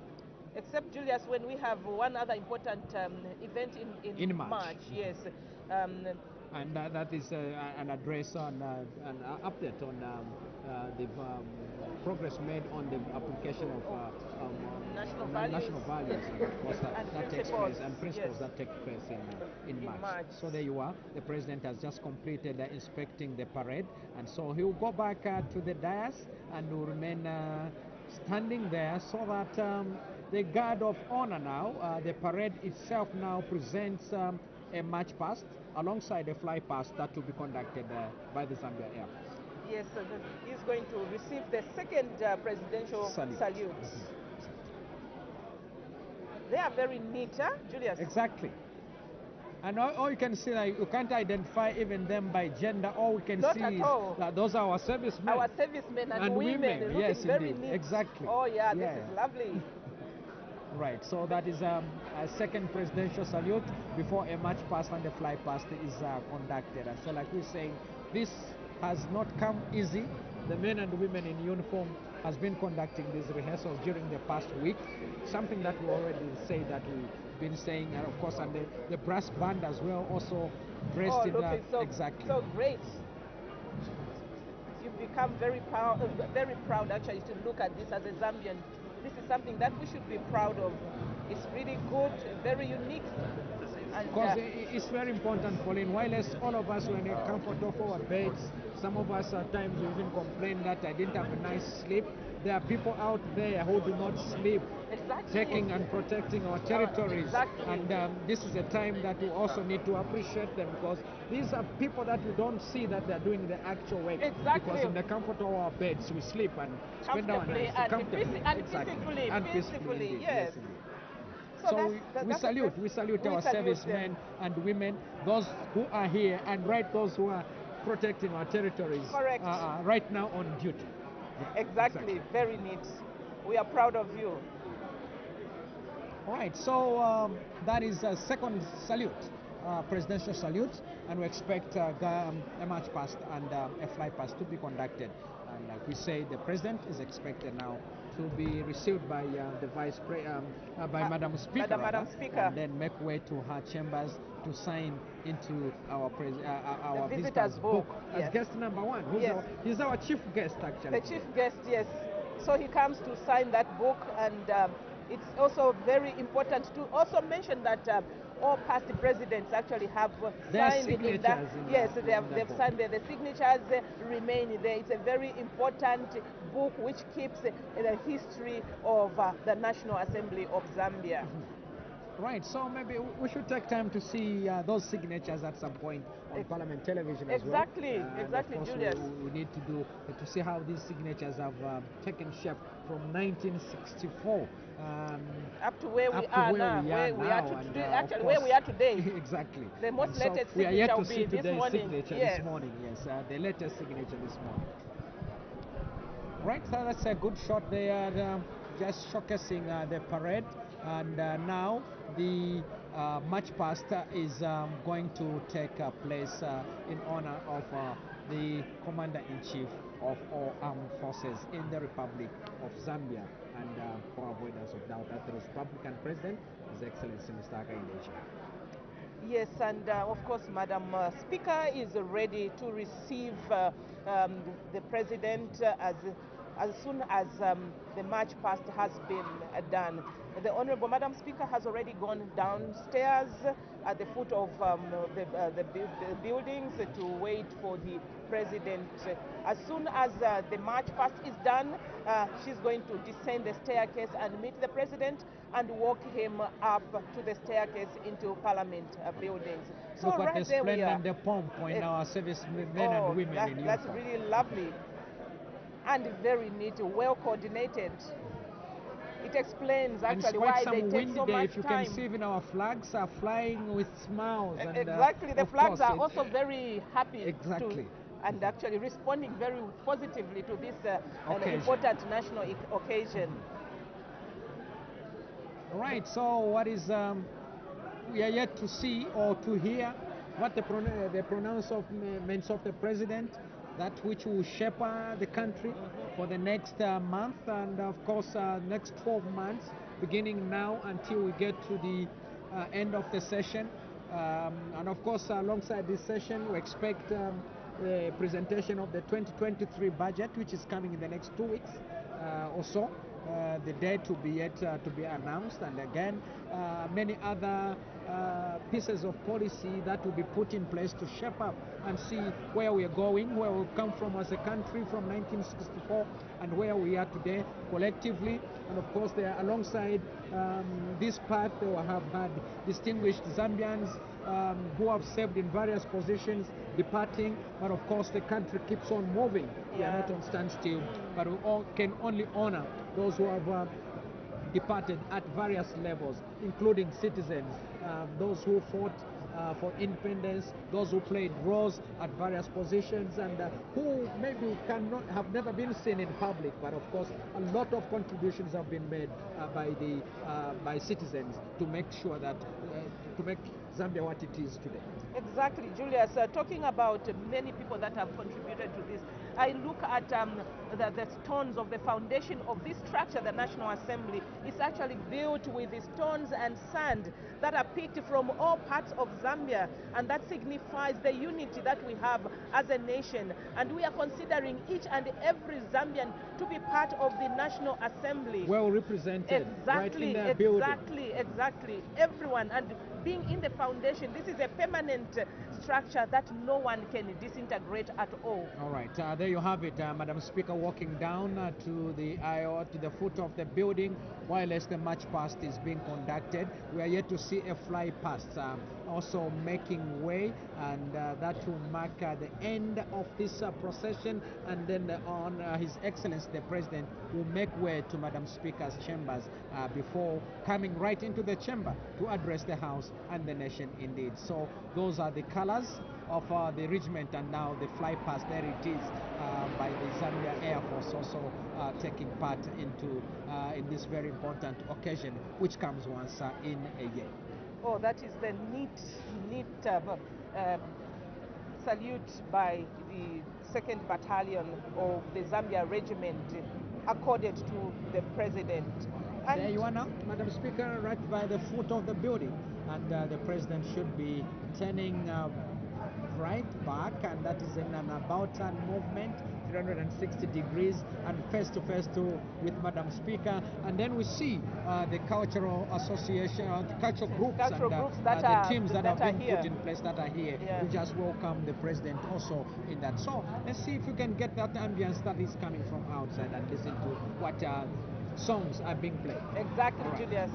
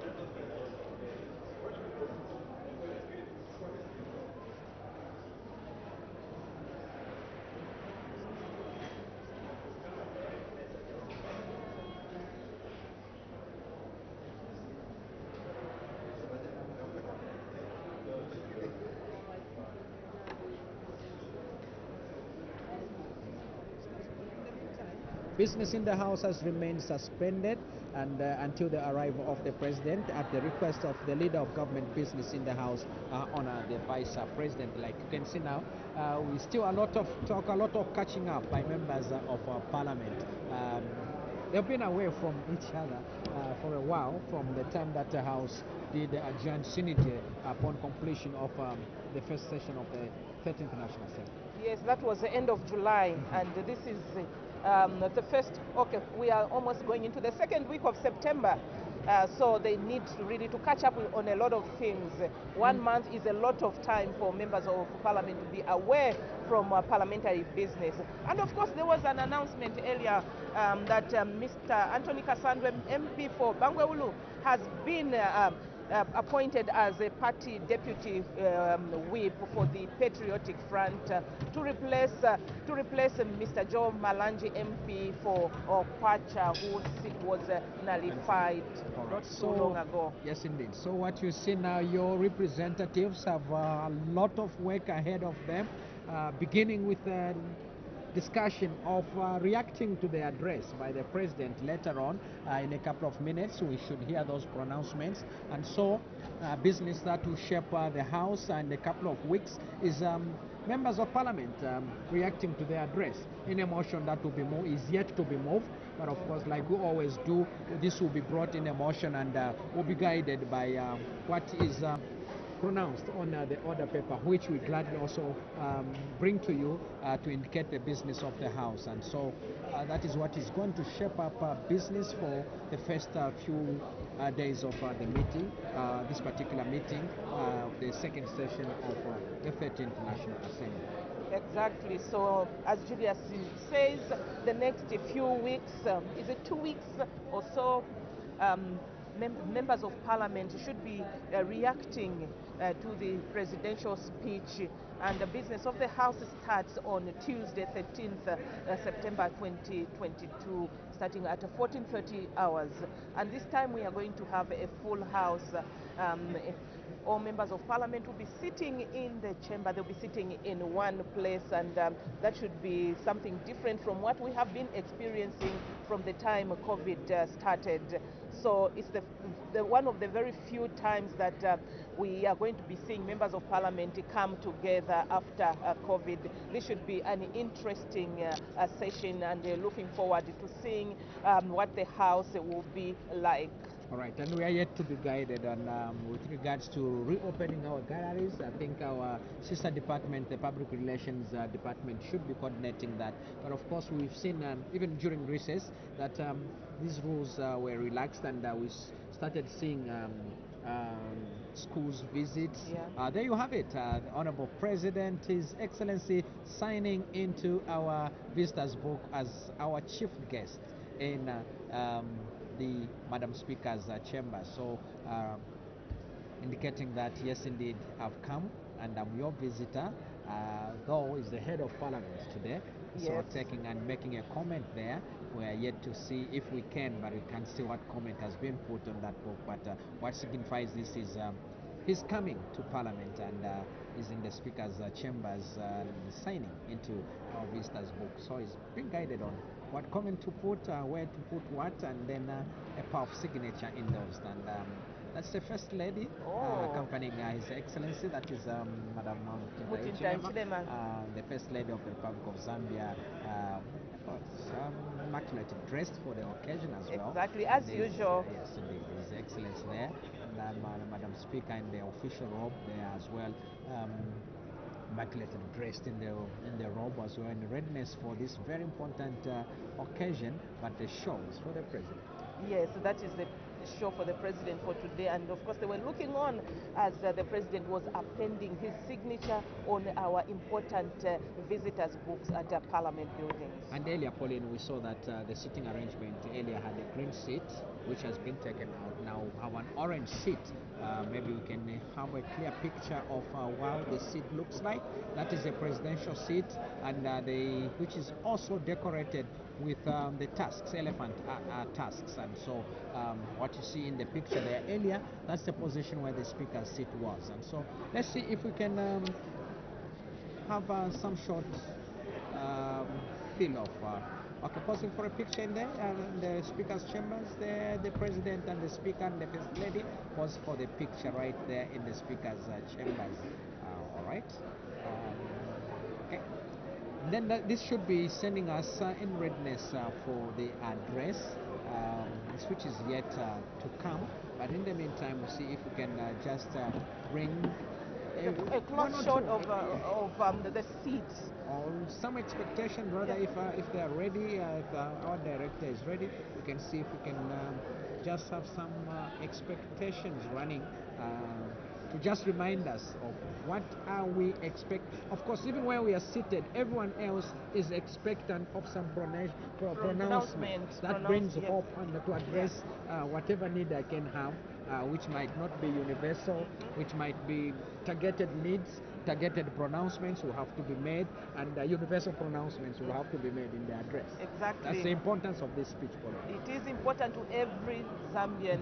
Every Zambian is expectant actually to listen to the pronouncement that the president is going to make on the floor of the House today on the occasion of the second session of the 13th National Assembly, which is happening right now at Parliament buildings in Lusaka. And right now the president is in the Speaker's chambers where he has gone to sign the visitor's book.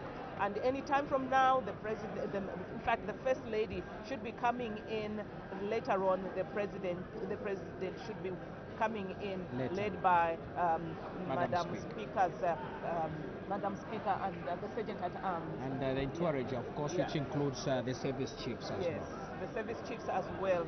Of course, they sit right on the sides of the president on the floor of the House. All right, let's see if we can have something that reminds us of what is taking place and also reminding us of our expectations in what people have to say about this occasion.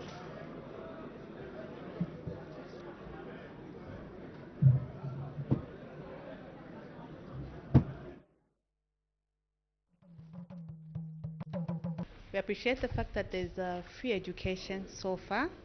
There's employment on the education and the health sector.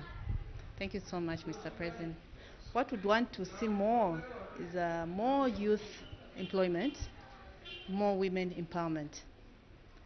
Okay, what I'm looking forward to now is that he reduces meal prices, and then with the youth employment.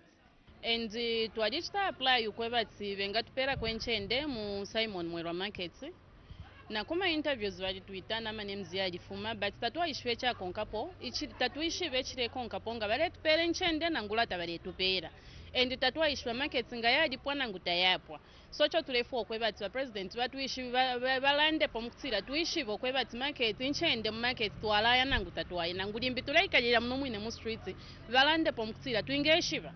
So I'm expecting the president to check through and see if some amendment can be done, like the effort he has done on the Public Order Act. To me, that's a great direction. Yeah, some people did not utilize the Public Order Act properly. So the same even right now. The land laws or the land policies requires a lot of efforts. We appreciate it. Pali matichaza mi vanangenesako na vami vanangenesako my health workers, otherwise tubachita appreciate naise kuno kwa medisevenzera pankwazi kuno anachosera mabuthi otherwise but mtaani muoneka clean mabuthi yazopanga dots nachita understand otherwise anachosa mabuthi okay munga kuli ine or munga kuli ise vamene tisebenza kani amabusi ya business tifuna chabe batilanganeko chabe in terms of maybe nkani ama capital so atitende pasogolo because kumende zinayambira tinagula mabusi monga mtamu ya PF so vanatipwanyira then futi makapital tinaluvana bonse anaenda kuja zina subisiza vintu vambiri but tifuna chabe kani ama capital chabe batilanganeko chabe so azomwe mazatitandizia kuitende pasogolo. Yeah, what I would want the government to do, quite all right, we know that the government has achieved a lot, especially on free education. A lot of people have got access now to free education. Everyone is happy. We have employed a lot of teachers and nurses. So the next thing we'd want the president to do is to look at agriculture. Because when you go into the suburbs, like in the streets in town, you find a lot of young guys, these who are able to do something. They are just roughing around, cleaning cars. So if we can train them so that they've got a knowledge of agriculture, then I think this would help the government, in the sense that these guys, they are able, they can do something. Instead of just cleaning cars, they just come here cleaning cars, stealing around, stealing from people who are moving up and down. I think as government, I would do, would rather we train them so that they start doing something. We empower them in agriculture, include maybe chicken rearing, goat rearing, cattle, and so on and so forth. Chamine tifuna ise bazimayi ni kutishita empower. Then njira otishtiramo empower ine mwamine muonera kudara ndine wamaronda. So tipempa chape kuti njira tisikankaleko simple. So that naise bazimayi tikakwaniseko batatengako tipitiza kushita mabusiness yatu because mwamine life ilili hapa mabusiness yaliko slow makapital yapezeka yangena.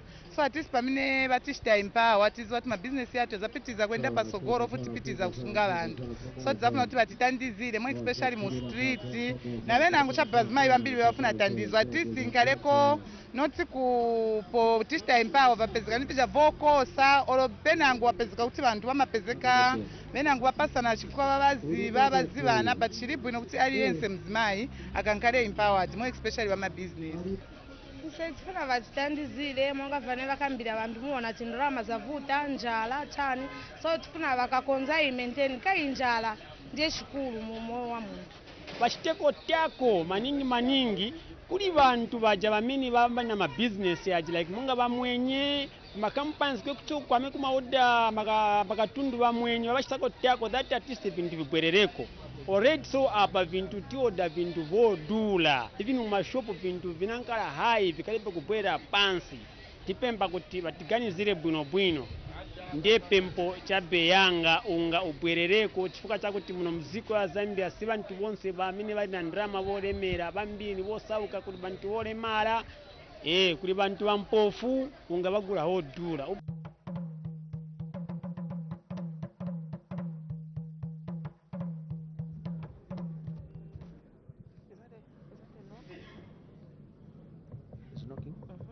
All right, you've just been listening and watching what people have to say with regards to expectations on this very important day, which is a ceremonial opening of the second session of the 13th National Assembly. And like we earlier did indicate, the President is right now in the Speaker's chambers. Signing of the book has been done, and what we expect now is a procession that will be led by the Sergeant at Arms to usher in His Excellency the President of the Republic of Zambia and Madam Speaker to address the House, for the President to address the House will take place. And so that procession will be signified by a traditional drum calling.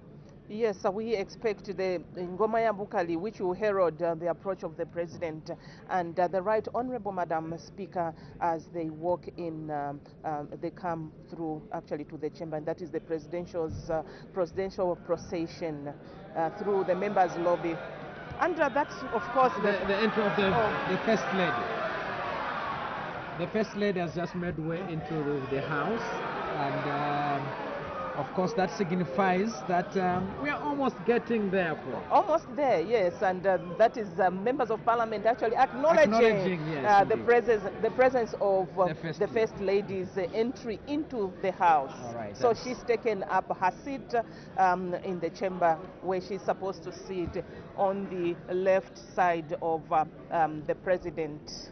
And with that regard, now we expect the big one to take place. That is the arrival of the President making way into the chamber.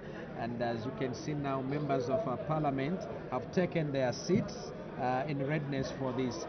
Pauline did talk about the Ngoma ya Bukali, which heralds the arrival or the approach of the President. And also alongside that, as the President moves, the procession of the President moves into the chamber, the drum also changes from Ngoma ya Bukali to Maom. Exactly. So we have two pieces of entertainment or heralding the arrival of the President. We have Ngoma Yabukali as he walks up to the door, and when he enters the chamber, It changes to Maoma. Exactly. And all this signifying and speaking to our rich culture, and of course, which calls upon we are calling upon people to visit Zambia to also enjoy culture as part of tourism in our republic, and also an encouragement on local tourism to attend traditional ceremonies, because all these take place when these ceremonies are taking place across the country. Exactly, Julius, exactly. So right now the House is actually ready. We should say both the members of Parliament and the invited guests in the galleries. They are all waiting now for the arrival of His Excellency the President to come and address the House. And this is the opening of the second session of the 13th National Assembly, happening right here at Parliament buildings in Lusaka today, which is Friday, 9th September 2022. Right, and so like it is, we expect once the address is made, the president will leave the premises, and the business now will remain for the House. But of course, we expect a motion to be moved for thanks of the Assembly to be put, and of course we expect Madam President, Vice President, the leader of government business, at some point to propose that members of Parliament, of course, go and study the speech, and that those pronouncements are coming much later. What you can see now there is the service chiefs lined up in readiness for the president to come out of the speaker's chamber and then join the procession to make way into the chamber. So for avoidance of doubt again in that procession of pardon, all right, and so there you are. The president is making way through the left lobby and coming through the main entrance, and then pronouncement will be made. And so that is a picture through the left lobby there, making way into the front of the chamber through the main entrance of the chamber. That is Ngoma.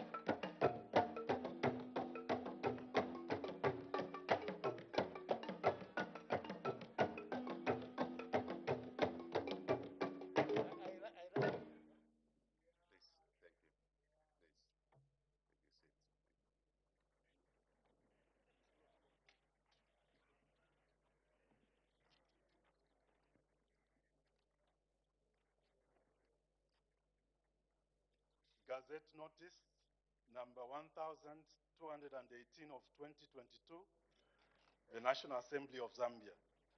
Notice of the second session of the 13th National Assembly.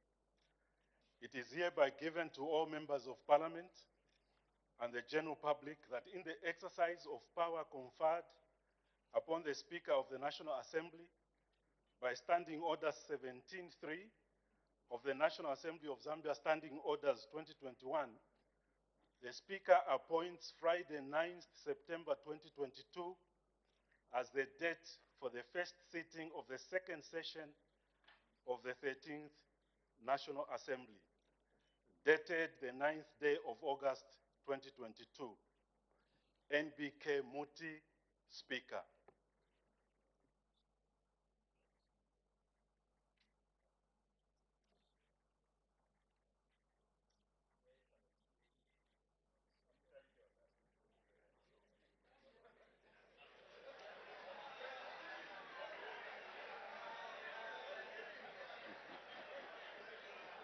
Thank you.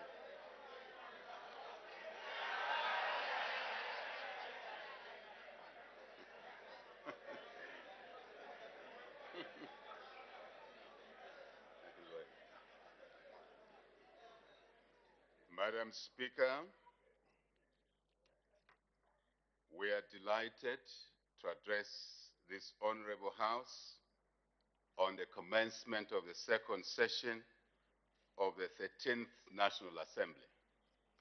Our address this morning comes on the backdrop of our first anniversary as the New Dawn administration. And we truly acknowledge the support given to our leadership by the Zambian people during our successful first year in office. Before we go far, Madam Speaker, at this juncture, we wish to proceed with our address with regret or with request that this House be upstanding and observe a moment of silence in honor of the life, service, memory of Her Majesty Queen Elizabeth II of the United Kingdom and the Commonwealth, and we're a member of the Commonwealth, who passed on yesterday, the 8th of September, 2022. Her Majesty was and shall forever be remembered as a symbol of continuity, stability, unity, service, but not just service, but in the UK and beyond, which is the Commonwealth, but also in the entire global community. We also wish, at the same time, to honor and remember the life and service and memory of our fourth Republican President, one, His Excellency Rupiah Banda, who passed away on the 11th of March, 2022. His Excellency Rupiah Banda, served our country in many ways, many respects, and our people with utmost honor, humility, and truly distinction. May their souls rest in eternal peace. Minute of silence.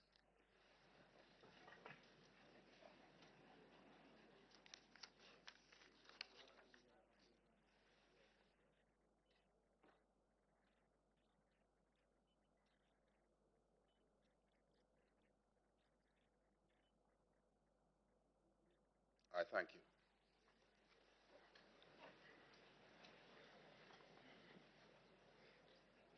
Madam Speaker, we would like to commend you and your two deputy speakers for the impartial manner in which you presided over the business of the House during the first session. In the same vein, in same breath, we wish to commend Her Honor the Vice President for the efficient and effective manner in which government business was conducted during the last session of this People's National Assembly.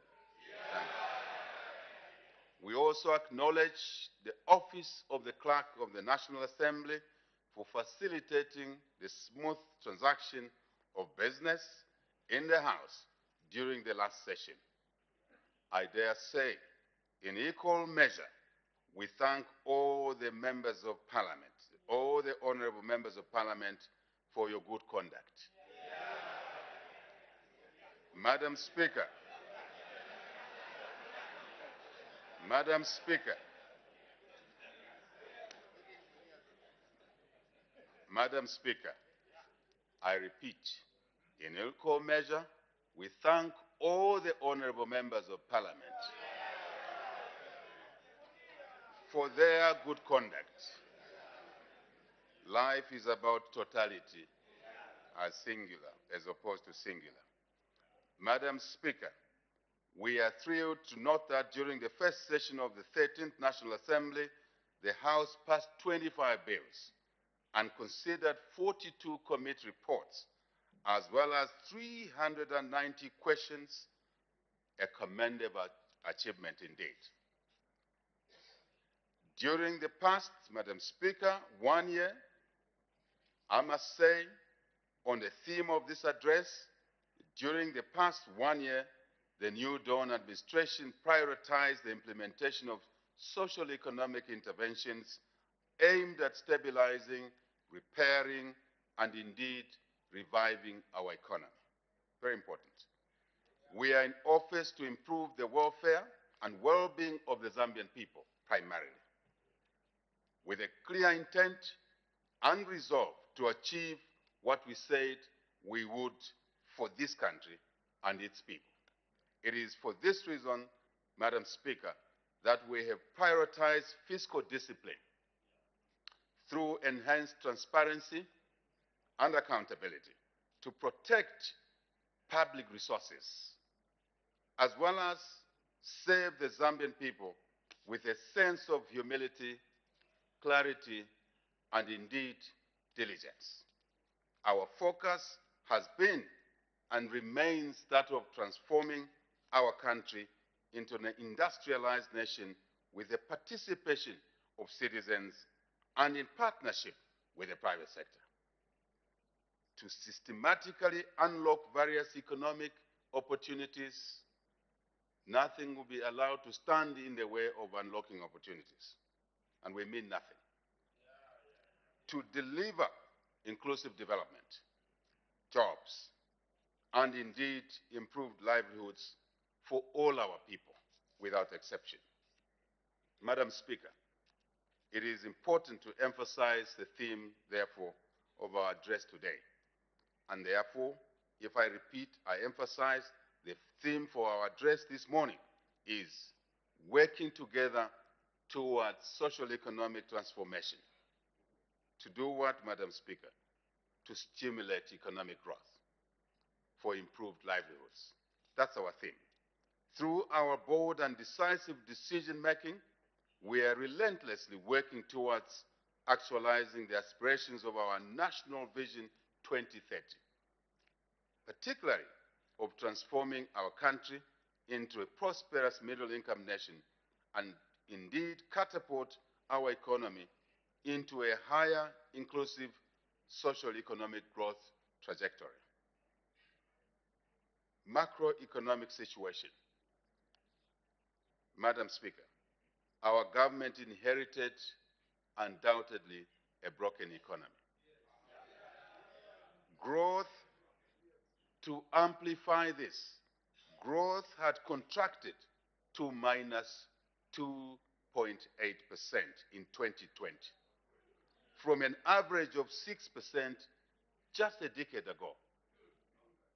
The country had a runaway inflation rate that peaked at high levels, 22%, to give you an idea, in 2021, and we'll mention even a higher figure shortly.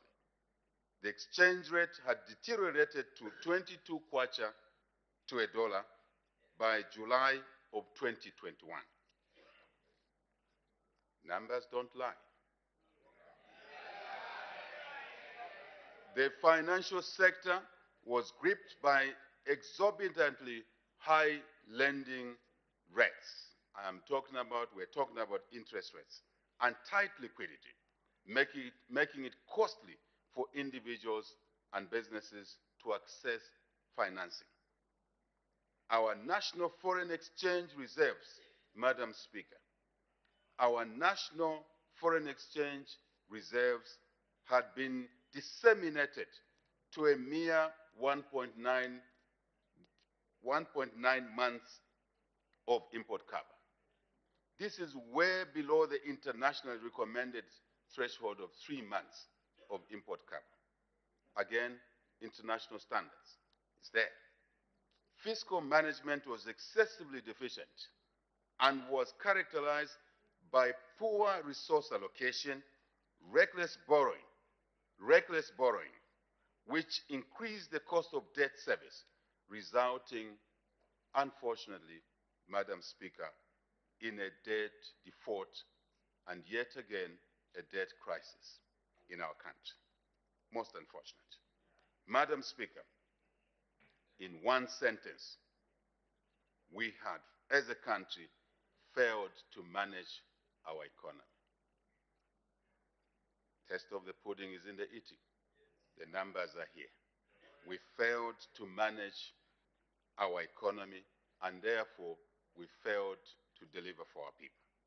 Madam Speaker, despite this damaged background, our government has, within 1 year, managed to stabilize the economy. We have put our economy on a positive growth trajectory in the last 12 months. And we project the economy to bottom up from this negative growth of 2.8%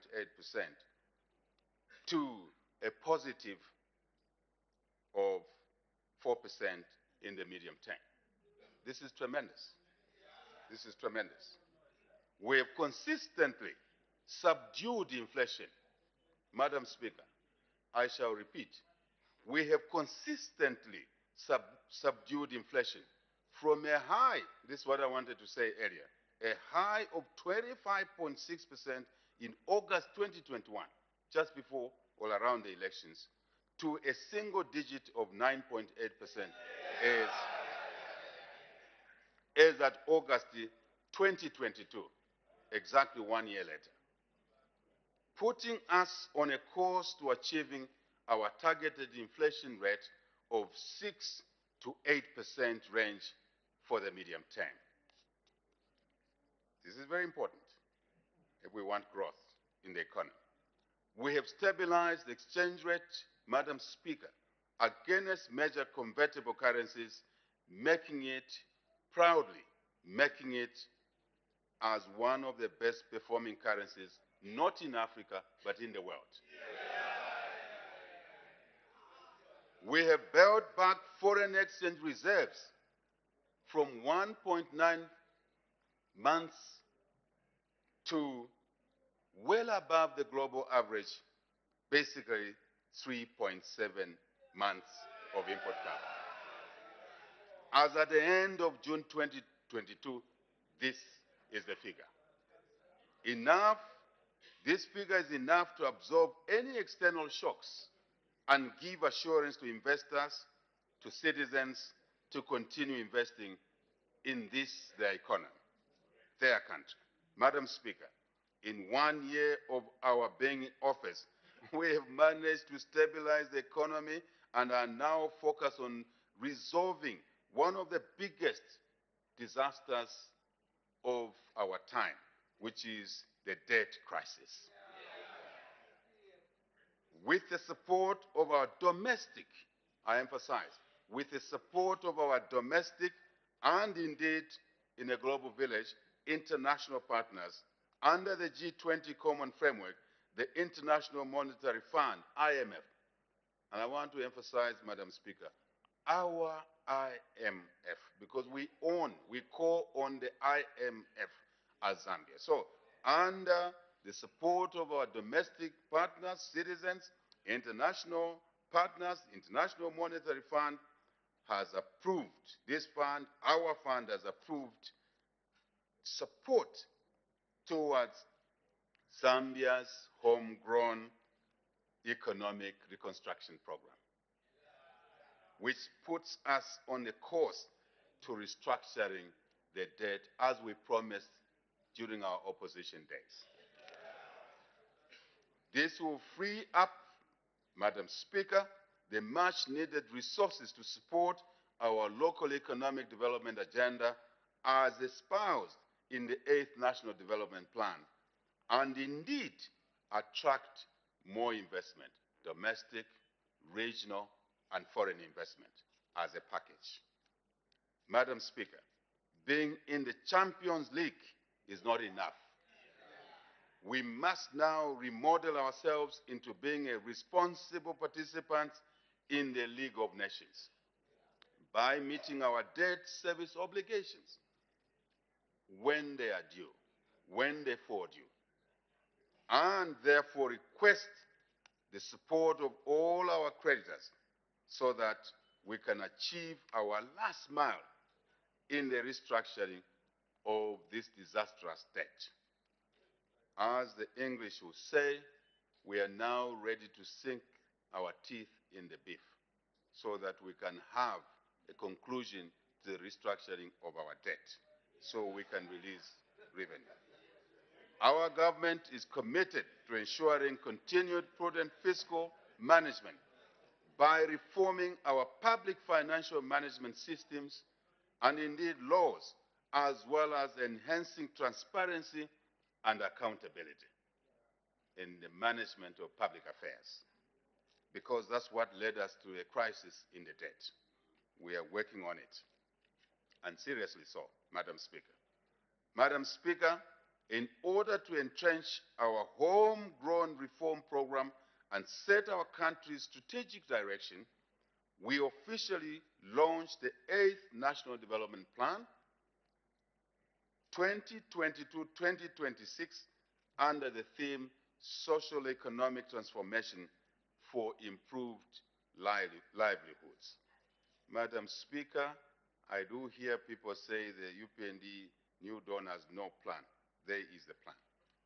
Madam Speaker, the focus of our 8th National Development Plan is to restore macroeconomic stability by raising real GDP, not in nominal numbers, but real GDP growth, as well as attaining debt and fiscal sustainability to improve the livelihoods of the Zambian people.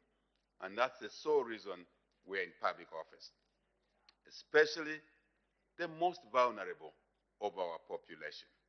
As you will see later, we've put specific intervention measures to support the most vulnerable.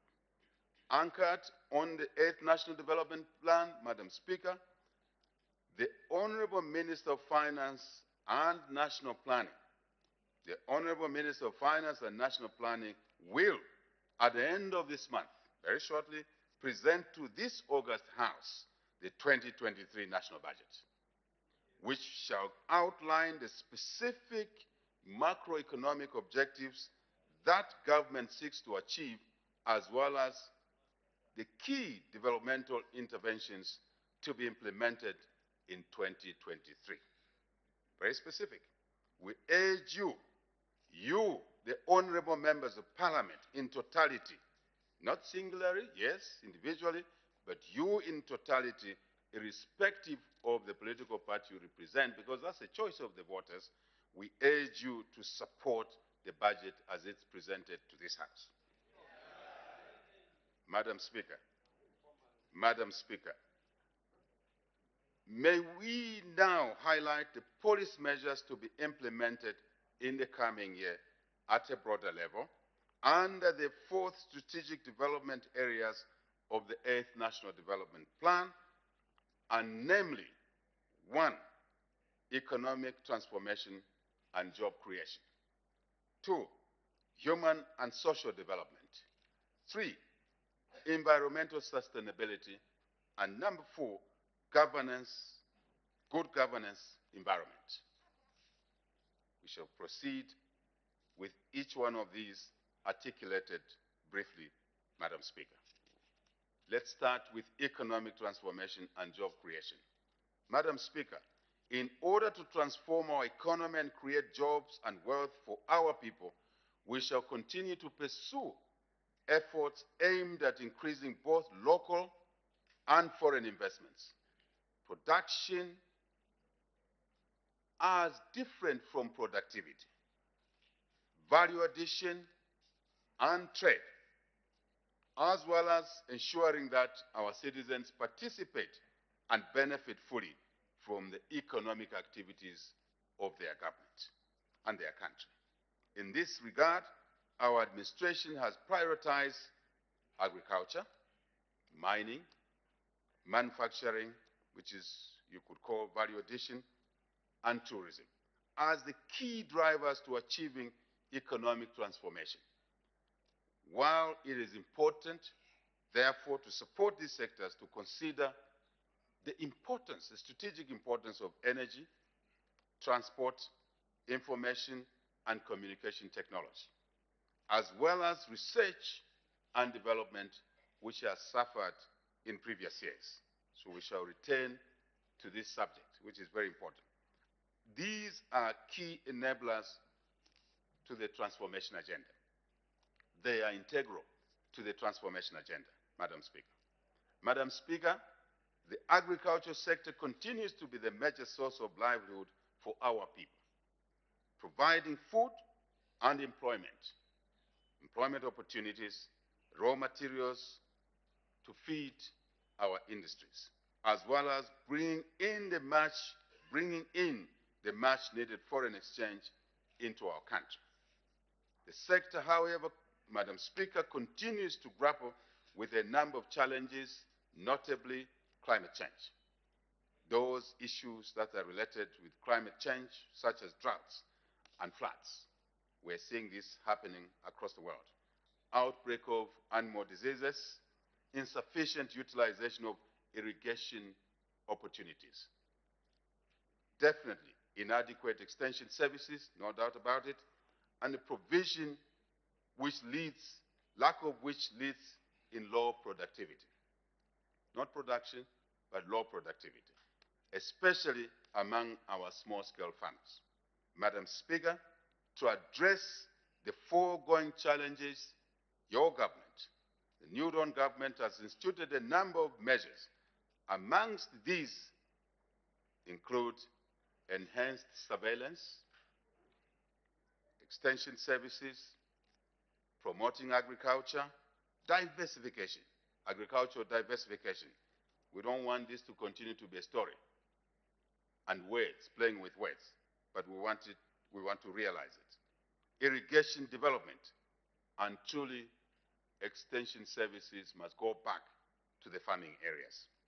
We are promoting climate-smart agriculture, Madam Speaker. Government has also commenced the formulation of a comprehensive agricultural support program, ASP, which will transform the sector, move it away from fertilizer, from seed, to equate to agriculture. Agriculture is bigger than that. So therefore, we believe will improve the sector in a broader way. Production will go up, should go up, productivity should go up, and substantially improve the livelihoods of our people. Madam Speaker, during our address to this August House in September 2021, we promised that our administration will work with the private sector in exploiting opportunities available in the regional, first domestic, and regional international markets as well, with market access agreements with China and South Africa for the export of blueberries having already been signed in a number of cases. Madam Speaker, we are walking the talk. We are walking the talk. Further, we have met the phytosanitary requirements for the export of plant and plant products such as avocado, passion fruit, pears, and fresh cut flowers, which had slowed down to the European Union market. We have also met the requirements for exporting avocado to a lucrative market in the Middle East. To be specific, United Arab Emirates, macadamia nuts and pears to South Africa, as well as meeting requirements for the export of stevia and soybean meal to China, black carrots to Germany, and timber to China and Vietnam, although we prefer to export timber products rather than raw timber. We are working on that. We urge our farmers to take advantage of these available opportunities by producing more horticultural produce to ensure reliable and sustainable supply, while government works to expand market channels for our local produce. Madam Speaker, to turn around the mining sector, our administration, your administration, is creating a conducive environment for increasing investment and participation, very important, participation of our people in this sector, which they've been marginalized or left out for too long, while positioning the country to take advantage of emerging opportunities in the mining value chain at local, regional, and indeed global level.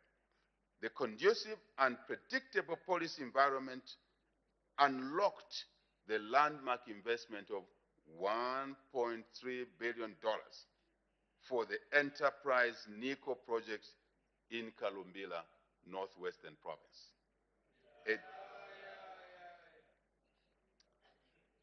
An expansion, in addition, an expansion of the mine in Kansanshi, lengthening its life to another 20 years, because it was almost coming to an end, and this investment will extend the life of that mine and jobs for another 20 years. Very important. This is a clear testament of our efforts to improve the mining sector, create jobs, and indeed wealth for our people and the communities that live around the resource endowments.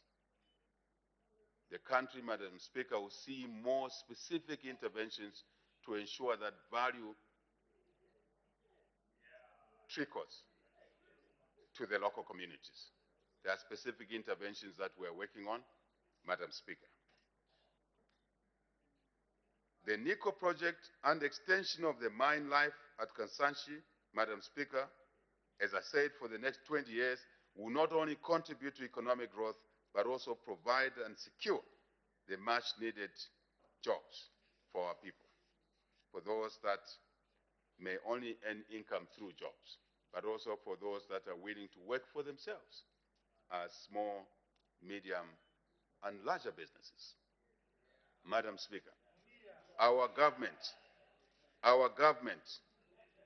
the people's government, your government, has signed a cooperation agreement, very important, with the government of the Democratic Republic of Congo to develop, together, to develop the electric motor vehicle battery value chain and other accessories. We are on the move, Madam Speaker. We are on the move. We follow the stories, the comments people make when we travel to do such things. We are undeterred. We are on the move. We envisage that this initiative will hugely contribute to the attainment of our development goals, including the creation of more jobs for our citizens. Madam Speaker, I dare say this facility will be located on the Copper Belt.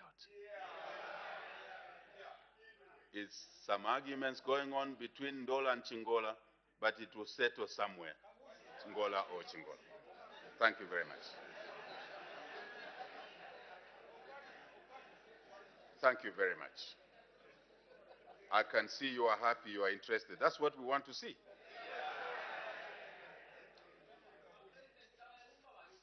Through Madam Speaker, Copper Belt is our home. Copper Belt is our region.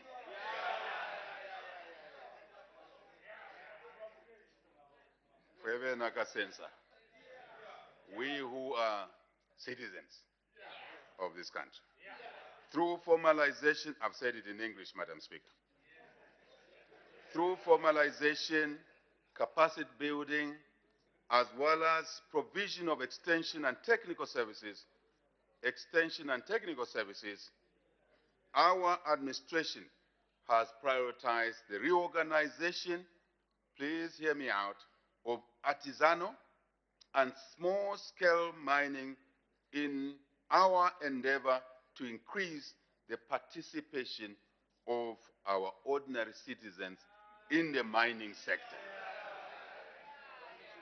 We are also, this is real, watch the space, this is real. We are also addressing all irregularities in this subsector in order to end what we have lived with for years called illegal mining. We want to legalize it, right? And ensure that the country benefits from such God's given rich mineral endowment. We've been watching. Zambians have been observers. Going forward, Zambians will be key participants. That's why we shut down the cadastre for a while to begin to address these issues. This is the methodical approach we talk about. Indeed, indeed. Other than this, we are also moving to establishing market hubs. Market hubs for what? For manganese. We promised our people in Luapula, when we were in opposition, that we will attend to them benefiting from manganese, not just moving rock and get very little.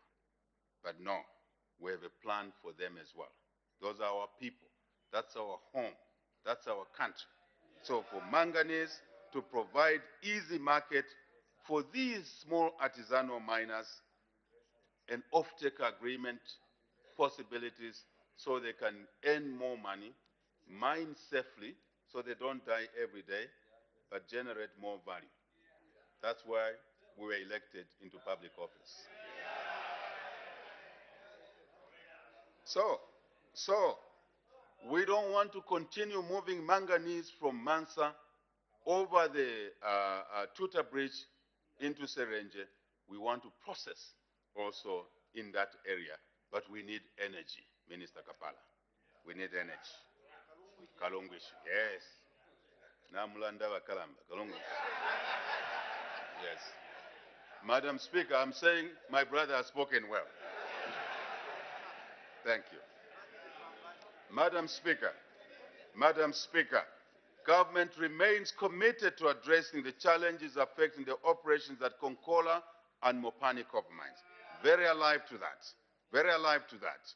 And measures are being taken, difficult as it is, given the mess that was created, to basically bring back these assets into useful life and contribute to the economic reconstruction agenda, including our 3 million tons production target over a decade, over 10 years. Not 3 years. I've heard some people say 3 years. It's over a decade. In an effort to provide a favorable environment for increased investment, hear me out, in the mining sector, even for our small miners, artisanal miners, and the downstream activities, government shall review. I send a message. Government shall review the mineral resource development policy, continuing to review that to better it while positioning the sector to contribute towards our country's economic transformation agenda. Madam Speaker, our government has recently launched the Public-Private Dialogue Forum for Development, PPDF, in a vigorous bid to strengthen partnerships with the private sector and scale up efforts to create an enabling environment for industrialization, trade, jobs, and wealth creation for our people, but in a legal way, not in an illegal manner.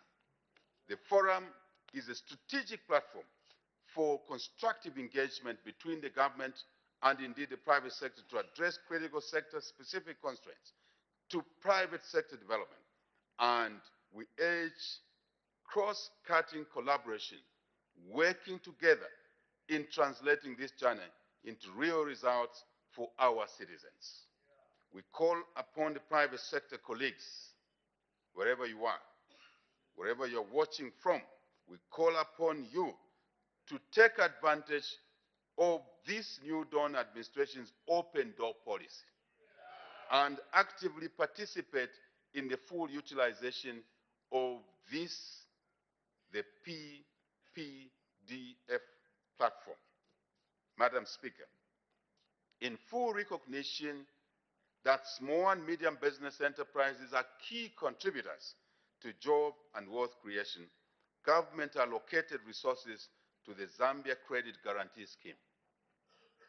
This has resulted into over 120 small and medium enterprises being supported with guarantees to enable them to access financing from commercial banks, as well as supporting beneficiaries with business development services as they continue to work and endeavor to grow their small businesses, large businesses of the future. That's the way it starts. In addition, we've also allocated more resources to the Citizens Economic Empowerment Commission for enterprise development with 365 million kwacha worth of empowerment products targeted at citizens, micro, small, medium-scale enterprises, as well as cooperatives, I dare say. While the Commission has also set aside 83.9 million kwacha to operationalize industrial yards across the country, some of which were abandoned and were growing into a bush. We are tending to that because those are national assets. National money was used to build them, not private money. That's the difference we bring to the table. Further, under the Constituent Development Fund, allocations have also been made to empower micro, small, and medium enterprises and cooperatives. Madam Speaker, government, with the support of the World Bank, our World Bank, we are members of the World Bank. We are shareholders of the World Bank. So our World Bank, not a foreign entity, our foreign bank, our World Bank, not a foreign bank, is, yes, I'm saying our World Bank, not a foreign bank. Chizungu icho. That is English. Madam Speaker, that is English. Is implementing the Zambia Agribusiness and Trade Project with a project assisting small and medium enterprises to grow through multifaceted interventions. A good example, just one, is the Forest Africa Zambia Limited. Where is it? In Chilanga, an enterprise that is processing mabuyu and ngai, wild fruits, I don't have the English name for them, into beverages of up to 12,000 liters per month, providing a steady market for our people who are harvesting, gathering these fruits, wild fruits, because before they had no market. Now there's a market, specific intervention by your government which supports those who gather these wild fruits through a processor deliberately identified so we can create value in the chain. Very important. This is the way it should be done. And we want to grow such initiatives beyond Chilanga to all the 10 provinces of the country. Can we do it? Yes, and yes, and yes. We can do it working together. Following the successful implementation of the project, Madam Speaker, government is looking to not just spread, but to scale up to ensure we can bring significance to this aspect of something that was not happening before, especially covering the youth and the women, gender equality, youth inclusion, self-employment, but facilitated by a government that understands the jigsaw puzzle, your government. Madam Speaker, to facilitate trade, including smooth clearance of goods, government has continued to improve and modernize border infrastructure and transform them into one-stop border posts, starting with Sakania, Ndola, Avena Kopala, Kalebwangu, meaning we, the Copper Belt people, we must do things quickly, no time to waste. Madam Speaker, Madam Speaker, Madam Speaker, Sakania, Kamemba border, Lumwana, and Kolwezi. Very important. Strategic location there. And indeed, Kipushi border. Yes, Kipushi. Keposhi border, and Chalwe with the Democratic Republic of Congo, Mwami with Malawi, Mwami border with Malawi, Chanida border with Mozambique, critical, critical, and Nakonde with Tanzania. All of these are earmarked for urgent modernization. And Madam Speaker, the Minister of Finance and I were having a conversation that there are also other smaller border posts which require minimal investments but will formalize trade and bring value to our country in many ways. Minister will be looking at those areas. Just a small dosage of investment, money recovered from wastage, we bring it into useful application. Madam Speaker, being another priority sector in our economic transformation and job creation agenda, tourism has this year recorded, please hear me out, please hear me out, has recorded a favorable performance in comparison to last year. Just in 1 year. Just in 1 year. We have recorded a favorable performance in comparison to last year, with the number of international tourist arrivals increasing substantially from around 240,000 in the first half of 2021 to more than doubling, 496,500. In the corresponding period this year, it is not just COVID. It's this government's agenda to make Zambia the center of conferences. It's a strategic decision. It's a strategic decision, Madam Speaker. This, as I said, is more than double the numbers. Life is not poker. Life is not in solo. Life is strategic management of the economy. This increase, Madam Speaker, has attributed to a number of factors.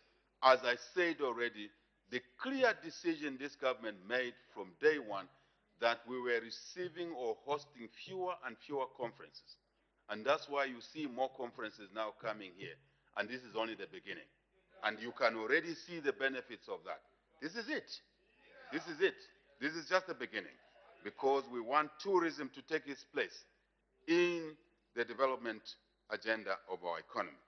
It is also key that we relax certain measures, and we will ask Parliament, Madam Speaker, when the Minister of Finance presents a budget, to support those measures, and these include reducing the visa fee.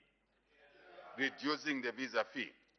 And I dare say, waiving the visa itself in a number of countries. That's how it works.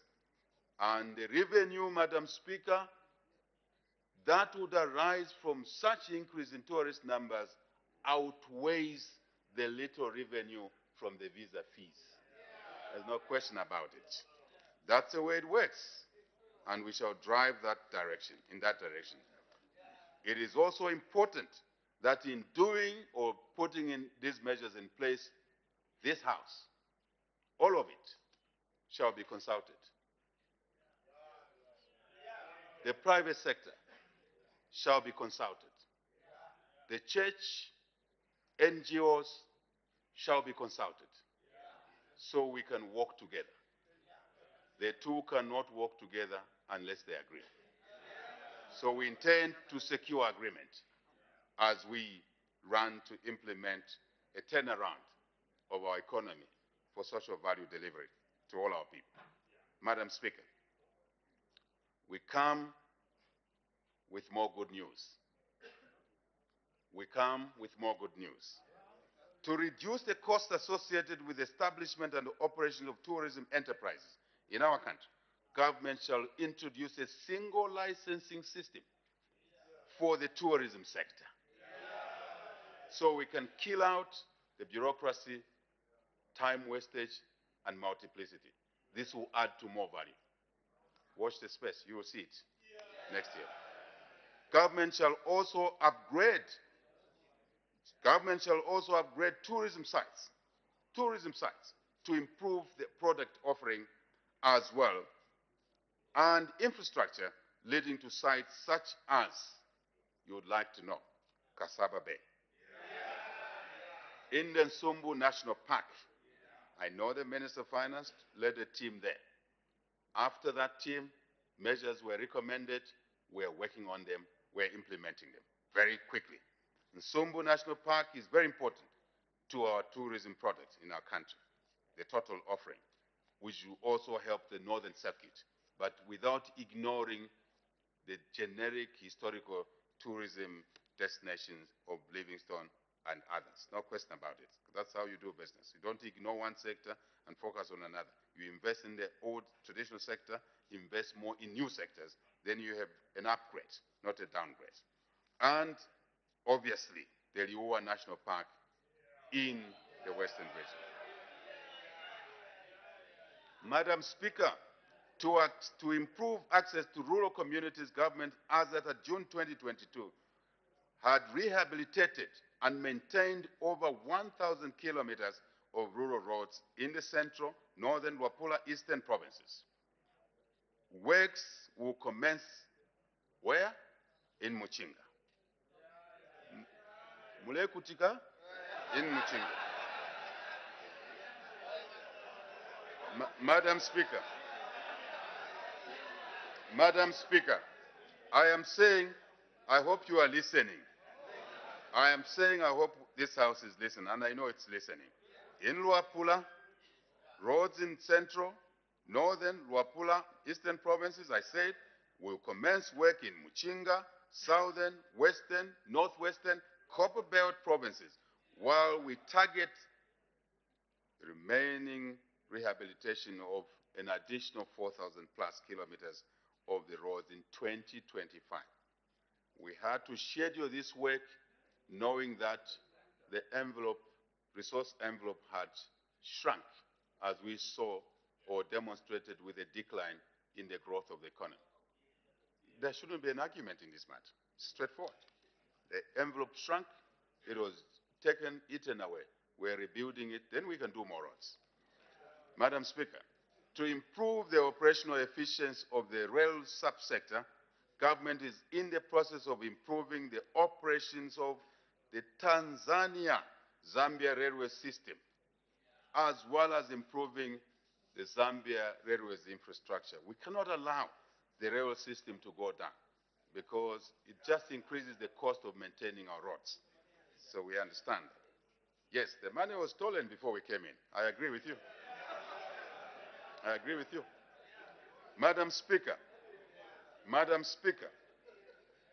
lifted by travel demand following the decline of global COVID-19 infections, the aviation subsector is now showing signs of recovery, with the general passenger movement recorded at just under 680,000 in the first 6 months of 2022, compared to, again, make a parallel, to just under 290,000 in the same quarter in the previous year. Please mark these numbers. They are sending a message, yeah, over the same period. And that's how you do comparisons. You benchmark correctly. Again, Madam Speaker, the numbers don't lie. They tell the story. That's why you are seeing an upswing in the economy. The numbers were projected. But it's all deliberate. It's not by luck or chance. That's what is important. While the introduction of Zambia Airways should improve domestic and regional connectivity, Madam Speaker, your government is clear that this sector must be watched carefully. No excitement must ride what we do. We must be realistic because we understand the challenges of running an airline, even for big airlines, even for big countries. We know what is going on in this sector. So we therefore want to ensure that we are very measured in what we do in this sector so we don't perpetuate wastage of public resources. Madam Speaker, electricity and petroleum products continue to be critical to enable us for the industrial, yes, Madam Speaker, industrial growth and transformation of our country's economy. And as such, it is a key policy objective of this, your new Dawn administration, that your government will ensure, one, or first, stability, second, availability, and indeed affordability of supply for our people and businesses alike. We're spending long nights with the key colleagues in this sector, working, realigning things so that this sector can take its center role in enabling economic development in our country. We have increased electricity generation. Madam Speaker, you'll be very delighted. We've increased electricity generation to 10.8 million megawatts.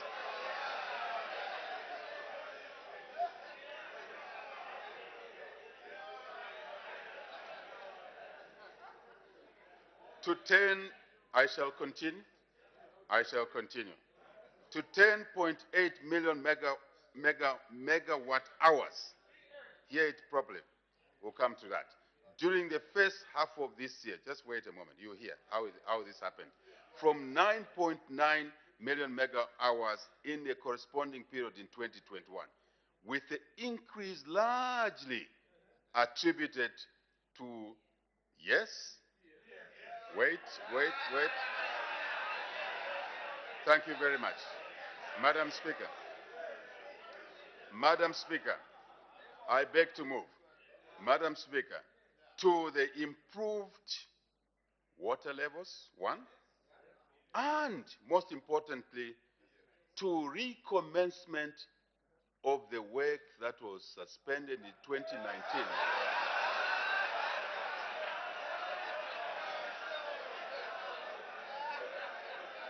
Madam Speaker,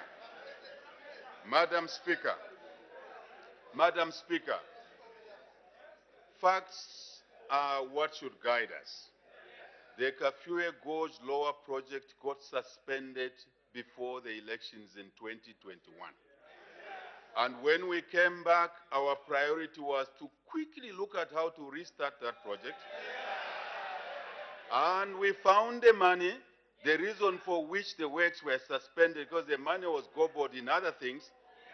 By being prudent, we were able, Madam Speaker, to renegotiate the extravagant tariffs at Itesteji Power Station, at Mamba, at Ndola facility.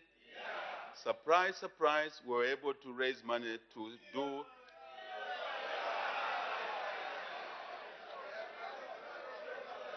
Madam Speaker,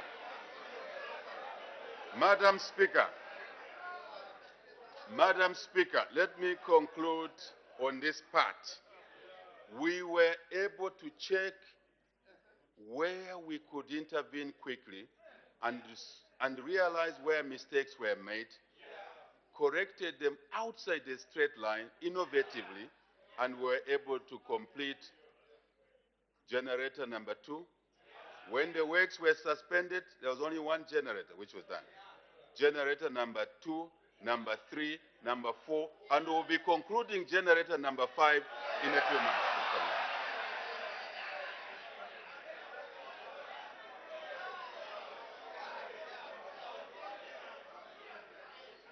Madam Speaker, this is the prudence we used to talk about when we were in opposition. That is what we're doing, and nothing less, but more of these things will show their positive signs soon. Sometimes it takes a bit of time. Sometimes the work needed to be done. We're doing the work. Madam Speaker, as a result, we have increased generation to supply local needs, to support, I dare say, exports, to countries within the region, while we are aiming to commission, as I said, the remaining unity at Kafue Gorge Lower, and it will be done ahead of schedule. And that's important. Furthermore, to facilitate the export of electricity to the East African region through the East Africa Power Pool, government will complete very rapidly, working very hard, the remaining circuits for the Zambia-Tanzania-Kenya interconnector to enhance Zambia as well, to enhance the Zambia-DRC interconnector to allow us to evacuate the power to the markets as we planned years back, and realize our commitment to make Zambia truly the electricity hub in this region. We are on the road to doing that. Avena Luapula, Kalungwishi is hotly being worked on, and you'll be very delighted very soon. Thank you. Thank you. Don't worry about that, Madam Speaker. It's in the plan. Not to worry about that. There's an organized work going on in this country now. Madam Speaker, government shall ensure that major electricity generation projects such as the Batoka Gorge hydropower station, which has the potential for 2.4, let me put it differently, 2.4 gigawatts. 2.4 gigawatts, which simply means 2,400 megawatts. That's what it means. We want to implement that. I talked of, obviously, in keeping with our commitment to grow and diversify our electricity supply base, we shall ensure that alternative sources of clean energy, such as what? Wind, geothermal, solar, and are fully exploited. Madam Speaker, government is restructuring the petroleum subsector to bring efficiency into the sector, into the petroleum supply chain, including restructuring of Indeni oil refinery, which is no longer economically viable and cannot compete with modern refineries in the form it is. Instead of processing crude oil, it's not even crude oil, it's a co-mingled stuff, the company shall be blending locally produced biodiesel and ethanol with imported finished products, ultimately providing a ready market for locally produced biodiesel and ethanol. This will trigger exponential growth in these sectors in the economy, as well as to contribute to reduction of the cost of importing either the co-mingled stuff or the finished products. That's how it works. It is also envisaged that Indeni shall also manage fuel depots and mark petroleum products to guarantee product integrity and prevent tax fraud. While the Tazama pipeline will be used to transport the finished products from the high seas to into our country. Work is already underway. You are behind schedule, sir. Work is already underway. Madam Speaker, in order to promote efficiency and stability in the petroleum subsector, as well as enable government to play its rightful role of a regulator, a fundamental policy shift shall provide for the private sector to drive the bulk procurement system for the petroleum products. Hear our words. Government will retain its regulatory responsibilities, its oversight responsibilities, its security of supply responsibilities. Very conscious of that. Madam Speaker, our government is excited. Your government is excited with the current digital revolution offering limitless opportunities to accelerate social economic development of our country. There is an urgent need for us to invest in the digitization of our economy by rapidly investing, I dare say, in efficient, effective internet connectivity. The quality of internet at the moment is not good. We understand that. We are aware of that. So there's need to invest in that. And the issue of connectivity, broader connectivity across the country, urban or rural, is something that is vexing our minds at the moment, Madam Speaker. And As we stand, the numbers don't look good. I don't even wish to read them out, to repeat them here. But our plan is to have basically exponential growth in this sector. Technology, as you will hear soon, I'm looking at the Minister of Technology there, as you will hear soon, technology allows us to leapfrog in this sector. And you'll be very delighted, Madam Speaker, the nation will be delighted when we are done with our work behind the scenes, we'll be able to tell the country the good news that is coming soon in that sector. In this regard, a digital transformation strategy has been developed further to support this agenda. Additionally, Madam Speaker, information and communication technology skills development is also being promoted through initiatives such as the National Skills Development for Youth Employability and Entrepreneurship across the country. Madam Speaker, Human and Social Development. Madam Speaker, as an administration, we are of the unwavering belief that education is the best ever platform of social economic progress in any decent and organized country. No question about it. And can and should, we can and a government should make education available for all its citizens. For this reason, Madam Speaker, and I know some in this country never believed that it was possible to make education available for all kids. For this reason, our government, Madam Speaker, has done away with long-standing encumbrances such as tuition and examination fees, and is providing, not surprising to us, but to others, free education in public schools. Free education in public schools from early childhood to secondary school, so that more of our children who were unable to attend school on account of affordability can be given an opportunity to do so the way, Madam Chair, this president was given an opportunity to come out of the village and sit in this position. We cannot argue that issue. It is a foregone conclusion that education is the best investment for any country, any community. Let us just work together. Let's stop arguing.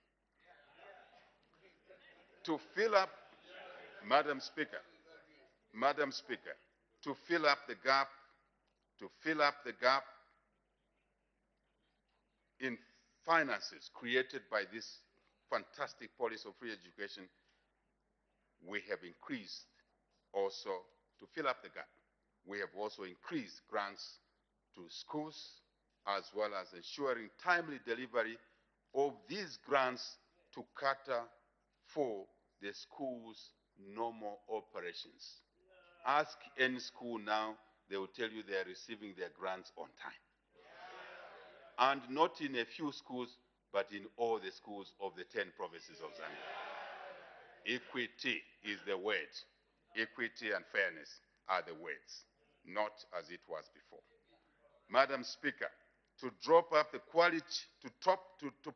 quality of education, government has recruited and employed over 30,000 teachers and posted across all the schools in the country.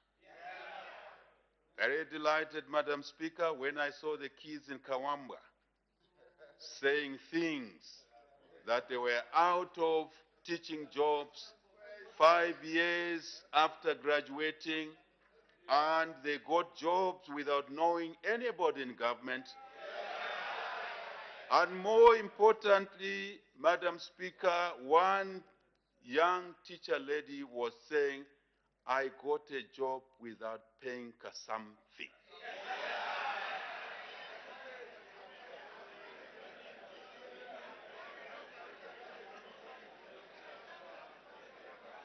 Madam Speaker, this is the way this government will run the country. This is the way citizens and others must get used to what is happening, because that is the right thing, not what was obtaining before. This will improve the teacher-pupil ratio, no doubt about it, contribute to increasing the quality of education, and this is the way things must work. Madam Speaker, government has continued to pay boarding fees. I repeat, government has continued to pay boarding fees. There's another component, free education, school grants, boarding fees to pupils who go to boarding schools in the government schools. These three are not one and the same, they're different. And of course, so that we can provide education grants for disadvantaged adolescent girls, to encourage the girl child to remain in school longer, as well as, obviously, the boy child, but as well as for continuing to implement, to allow ourselves to continue to implement and keeping girls in school projects, very important, with approximately, I want to state a figure, Madam Speaker, approximately 59,000 girls currently are benefiting from this component of our free education alone in 1 year. Fantastic. Madam Speaker, to create additional learning space, government shall construct, hear me out, government shall construct an additional 120 secondary schools, in addition to the 115 secondary schools whose construction started in previous years but got abandoned because the money ran out as it was diverted to other things.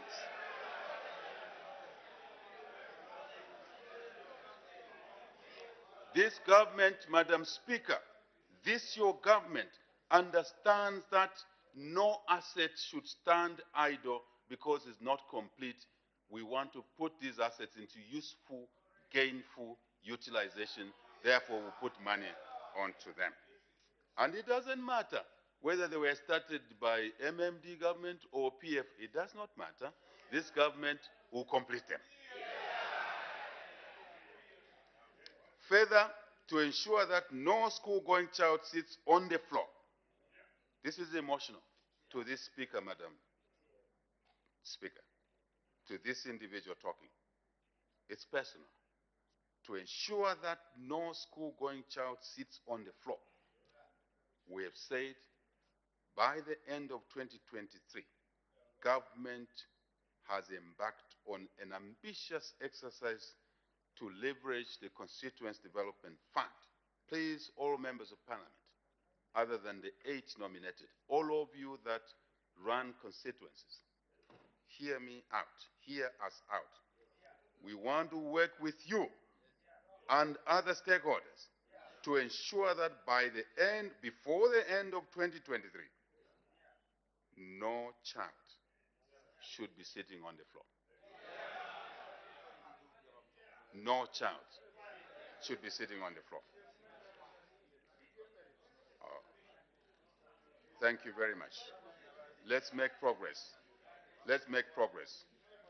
The ills are known. You're failing to utilize the first installment. The ills are known. Madam Speaker, Madam Speaker, Madam Speaker, I invite all the members of Parliament, irrespective of their political party, including independent members of Parliament, let us agree to this agenda, that no child should be sitting on the floor.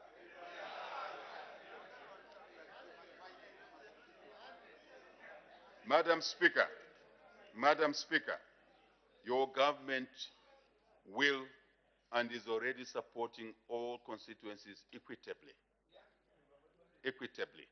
Let us just work together. Let us stop the petting. Let us stop the argument. Let's work together. Madam Speaker, to mitigate the challenge of high youth unemployment, government is implementing various youth skills development programs. This year alone, over 12,000 youth have been trained in various skills, such as what? Metal fabrication, plumbing, carpentry, joinery, mining, bricklaying, and in general agriculture.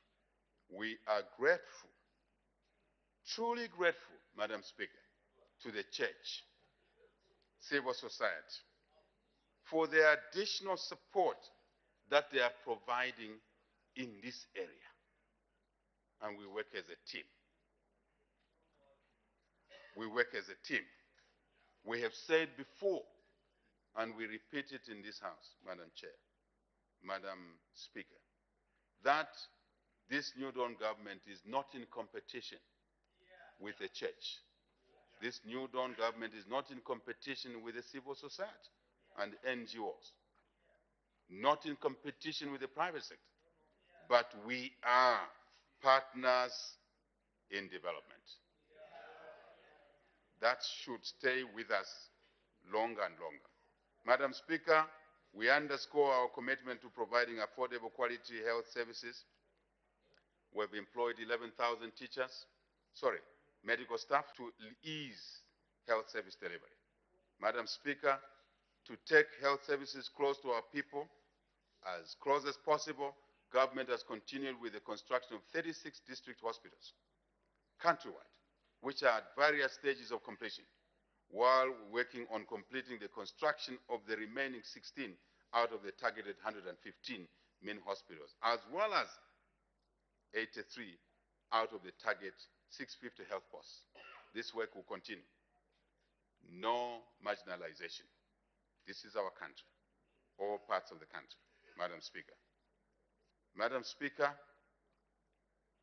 this is indeed the good and lovely music that citizens want to hear across the country.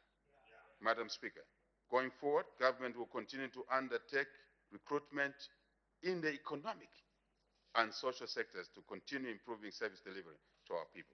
Madam Speaker, to ensure steady supply and availability of essential drugs and medicines, a matter that interests most Zambians, if not all, government has procured a year's supply of essential medicines and medical supplies, while promoting local manufacture of pharmaceutical products. Our challenge is to continue improving the delivery systems so that our citizens access medicines. We acknowledge that challenge. We do acknowledge that challenge, and we're working on it. This is to improve the resilience and efficiency of our pharmaceutical supply chain, but focusing also gradually to replace imports with locally produced drugs in our country. And that support is clearly there, and we know the benefits of that. Jobs, business opportunities. Madam Speaker, the New Dawn administration remains committed to the fight against COVID-19, very committed to protecting our people's lives.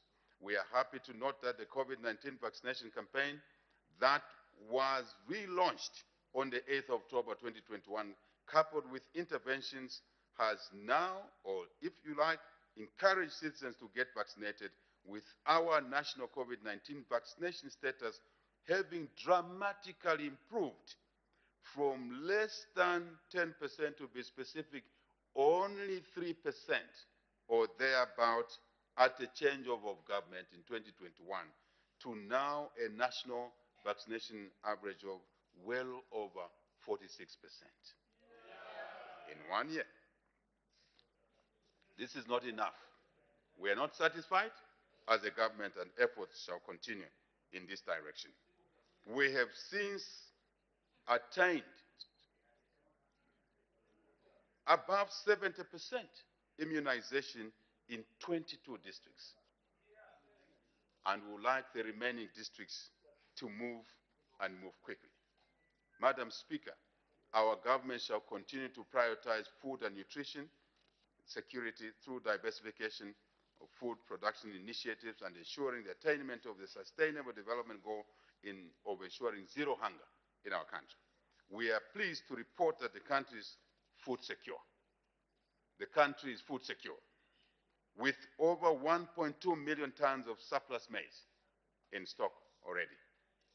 To guarantee and enhance national food security and nutrition security, government is implementing the Farmer Input Support Program, because some thought it was discontinued. No, we're going ahead, except we want to expand the sector through ASP,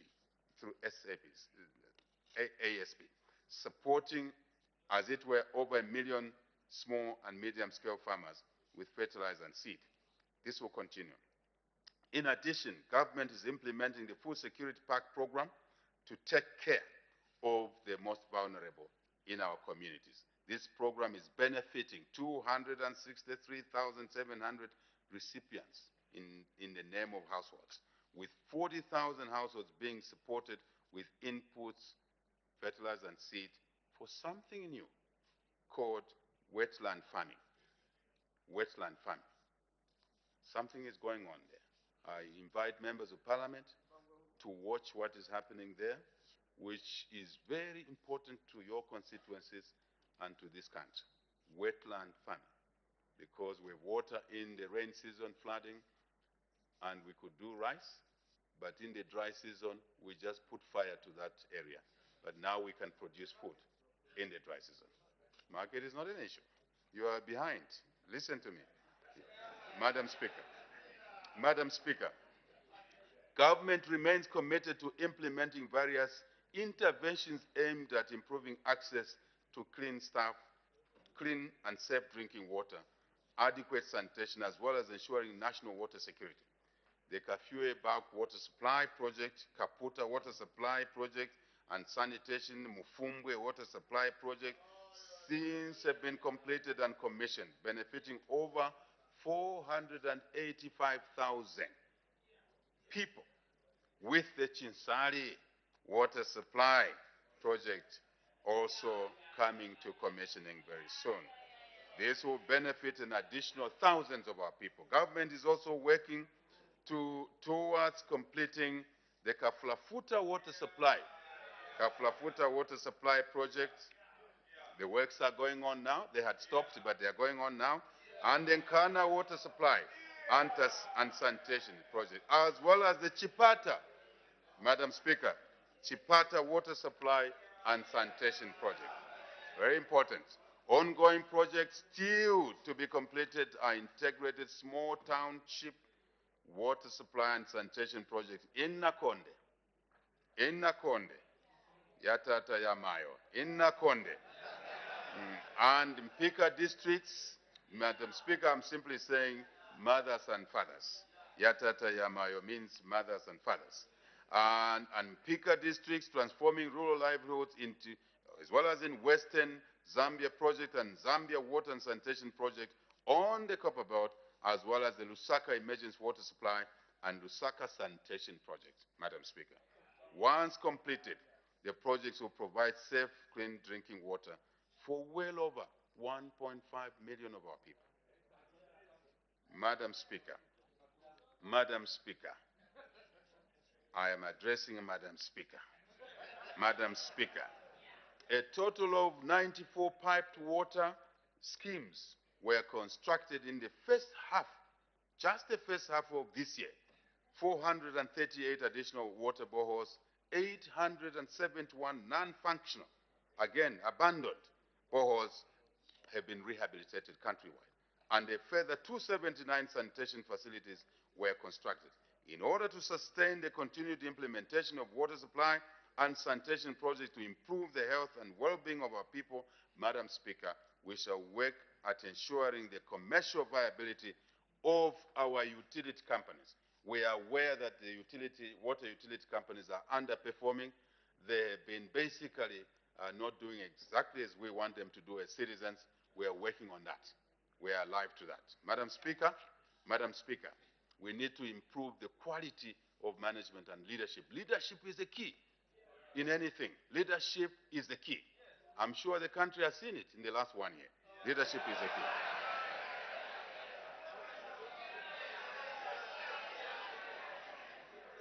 Madam Speaker, to reverse the devastating effects of poverty and inequality among our people, especially in the rural areas, government has enhanced the provision of social protection. I had mentioned this earlier. Social protection programs such as the social cash transfer to ease the burden of the poor and the vulnerable. We understand every society will have such people, and we are responsible for looking after them as well as other sectors of the community. Under the social cash transfer program, our administration has increased the number of beneficiary households across the country with the number of beneficiary households being supported increasing, Madam Speaker, from 887, 759 in 2021 to 913,254 this year. Please understand comparisons, understand the benchmarking. While targeting to reach a whopping 1 million beneficiary households by the end of when? This year. Government has also increased the transfer value for all social cash transfer beneficiaries. It's not just the number of beneficiaries, it's also the value of the support, from 300 to 400 for one category, and a bigger number for persons living with disabilities, from 600 to 800. That's what it is. Our government has worked exceedingly hard to ensure that we are up to date in paying these benefits. Again, no segregation. The segregation of the past is gone. Everybody who is a citizen, the qualification is that you are a citizen. Number one, two, you are entitled. Epela, enditamkwa. Epela. Yes. I mean just that. Everybody. No fidgeting, no but, no if. Every citizen eligible are on the program. That's all. Thank you. Thank you. Madam Speaker, on a separate day, I will encourage citizens to learn Zambian languages, not to stick to one language. When you do that, you are a bit inadequate. Madam Speaker, government is implementing the Cash Plus. Madam Speaker, government is implementing the Cash Plus approach to link social cash transfer beneficiary households to other social protection programs, such as Food Security Pack and the Girls' Education and Women's Empowerment and Livelihood. It's very important to link these together, because there are inefficiencies in there, there are duplications in there, there are overlaps in there. So we intend to clean this up so that more Zambians can come onto the programs. We are also mainstreaming nutrition in these social protection programs to improve nutrition among our poor and vulnerable households. I hate the word poor. I must say, Madam Speaker, I hate the word poor. But I want to say among our disadvantaged households, because poor is really not a good word to use. Madam Speaker, to promote gender equality, gender equity, government is implementing various women empowerment programs with 9,614 women so far having received productivity grants for various economic activities under the Supporting Women's Livelihoods Intervention. That's a program. In addition, under the Village Banking Program, 4,301 women accessed microcredit support and financial literacy, as well as life and business skills to enable them engage in various businesses. Madam Speaker, we are concerned with the increasing number of children living in our streets. And as such, government is taking these kids out of the streets to rehabilitate them and reintegrate them in society. More good news, Madam Speaker. More good news. To further enhance the well-being of children in our country, the Children's Code Act number 12 of 2022 has been enacted. This will comprehensively promote and protect the rights and welfare of our children. Madam Speaker, we have additional good news. Government is revising the National Policy on Disability to enhance the welfare of persons living with disabilities and promote their effective participation in national development programs in the country. Environmental sustainability. Madam Speaker, our country's social economic transformation agenda is anchored on the principles of sustainable development. And we are resolute to develop without compromising the ability of the future generations to meet their own aspirations. This is important. To this end, we are implementing programs aimed at strengthening climate change, adaptation and mitigation, and promoting sustainable environmental and natural resource management. Madam Speaker, to reverse the forest and land degradation, government is implementing the Transforming Landscapes for Resilience and Development project across where? Luapula, Muchinga, and northern provinces, to promote the sustainable management of our natural resources while improving the livelihoods and resilience of our communities. The project targets to benefit, Madam Speaker, well over 500,000 people, with at least 50% of the beneficiaries being female-headed households. Very important. By implementing the ecosystem-based adaptation program, Madam Speaker, 11,600 hectares of wetlands and forests, as well as 3,250 hectares of agricultural land will be rehabilitated by 2025 across the damaged ecosystems of where? Lukanga and Bangwelu wetlands. Lukanga and Bangwelu wetlands.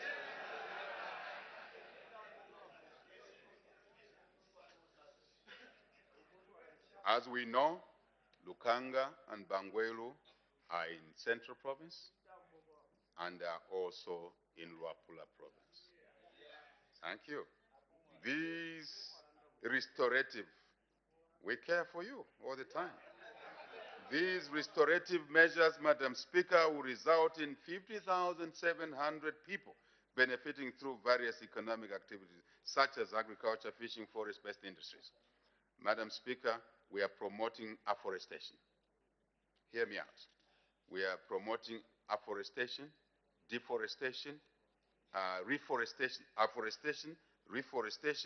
and regeneration of indigenous forests by promoting and supporting the use of integrated and community-based sustainable natural resource management systems across the country. These initiatives are helping communities to adapt to climate change resilient agricultural practices, thereby reducing their vulnerability to climate change. Madam Speaker, we remain determined to reverse the trend of deforestation by discouraging the use of charcoal, wood fuel. In what place? By promoting forest-based activities such as beekeeping, mushroom harvesting, free tree crop planting as alternative sources of income. Because sometimes our people have no choice but to sell a bag of charcoal to buy salt. But luckily, they don't have to sell charcoal to send their child to school. That cost is taken care of. And that should also help reduce the deforestation. This is how connected the economy and community is. Gives free education, free the burden from parents, they will sell less bags of charcoal. Instead, they now can do beekeeping, fish farming, yes, collect mabuyu and sell it to someone, and they'll be just. Madam Speaker, we are pleased to note that some of our people are adopting green and renewable energy sources such as biogas, solar, and wind. Very, very pleased to notice that. Madam Speaker, to address the challenge around indiscriminate exploitation of our forests, particularly cutting down of trees, government is strengthening regulations and enforcement of the law. Technology will soon allow us, good news, Madam Speaker, technology will soon allow us real time to know who is cutting what tree where. Indeed, satellite-based technology. very soon. So if you are hiding there and you are sponsoring deforestation, soon it will become difficult. And that's why we are excited with, Madam Speaker, technology, IT, satellite-based. Don't say you were not warned. Madam Speaker, with the support of the private sector and the international financing institutions, local financial institutions, private sector, international financial institutions, government will strengthen the policy framework on climate change to enhance the country's efforts towards climate adaptation, change adaptation, mitigation, resilience, building for the attainment of a sustainable, inclusive, climate resilient and green economy. Madam Speaker, you'll be very delighted that COP26, which we attended, is already beginning to bring us in the League of Nations to be equals among equals as a country. And we want to look at climate adaptation funds and in a clever way access these to support our own domestic climate change programs. That's how the world works. You don't isolate yourself from the world. You work with the world and you network. You benefit if you know what you're doing. Madam Speaker, government is concerned with the unabated levels of pollution and the indiscriminate disposal of waste in this country, our country. We are strengthening the enforcement of regulations to address this problem while ramping up efforts to ensure that waste is reduced. First, waste is reused, reduced, and recycled to protect the environment. Again, technology will allow us to do things we were not able to do just 3 years ago. Very important. We are in a situation where we urge our local authorities. Local authorities, please, MPs, you sit in the, you're part of the local administrations. Madam Speaker, do not worry about that. You are already behind. We're ahead of that concern. We're ahead of that concern. We're ahead of that concern. Madam Speaker. Madam Speaker. Indeed. We understand the dislocation which was caused in the past. It was unreasonable. It didn't make sense. You don't isolate a key member of a local community and put them aside and hope to have holistic approaches to the problems. So don't worry about that. Madam Speaker, we urge our local authorities to truly localize and be more proactive in the provision of waste management services to our communities. The key word is to localize. Who dumps garbage, Madam Speaker? It's people in the local communities. So who should clean the garbage? It's the people in the local communities. We don't expect central government there to collect the garbage heaps. It's local authorities in the polling stations, in the wards, in the constituencies, in the districts. That's where it should happen. But we must all work together in making sure that it happens. Madam Speaker, good governance environment. Madam Speaker, we cannot overemphasize the role of good governance in creating a conducive environment for economic transformation. We cannot do it without bringing this aspect of it as a package. We are therefore implementing measures to strengthen the policy and governance environment, the rule of law, human rights, and constitutionalism, as well as international cooperation and foreign relations. We are members of the League of Nations. Madam Speaker, to improve the governance environment, government is resolved to implementing decentralization by taking public services and their delivery closer to the local authorities, closer to Kalulushi, the local authorities, Madam Speaker. Thank you. We're working on that. And we want delivery, again, responsibility to be that of local authority, as well as empowering our communities to take decisions, to make decisions on their local development priorities. Lusaka cannot be dictating as it was before. Lusaka is not Zambia. Kaputa is Zambia. Right? Kashinakaji is Zambia. Kambombo is Zambia. Yes, Chief Kambombo is there. Yeah, indeed. So, indeed, and Kwacha is Zambia. Indeed. As well as empowering our communities to decide on their local development priorities and not just give them the right to decide, but also the financial support to implement their local decisions. That is the methodical approach. That's the systematic approach which this country has been missing for many years. And participation is not by word of mouth. It's by action and financial support. And we expect, anyway, responsibility at that level. The Auditor General will follow these activities up to the local level. Maybe that's the important news that must be attached to what we've just said. To this effect, the new Dawn administration has significantly increased, as you all know, the allocation of the Constituency Development Fund from a mere 1.6 million per constituency per year to a hugely increased 25.7 million kwacha per constituency per year.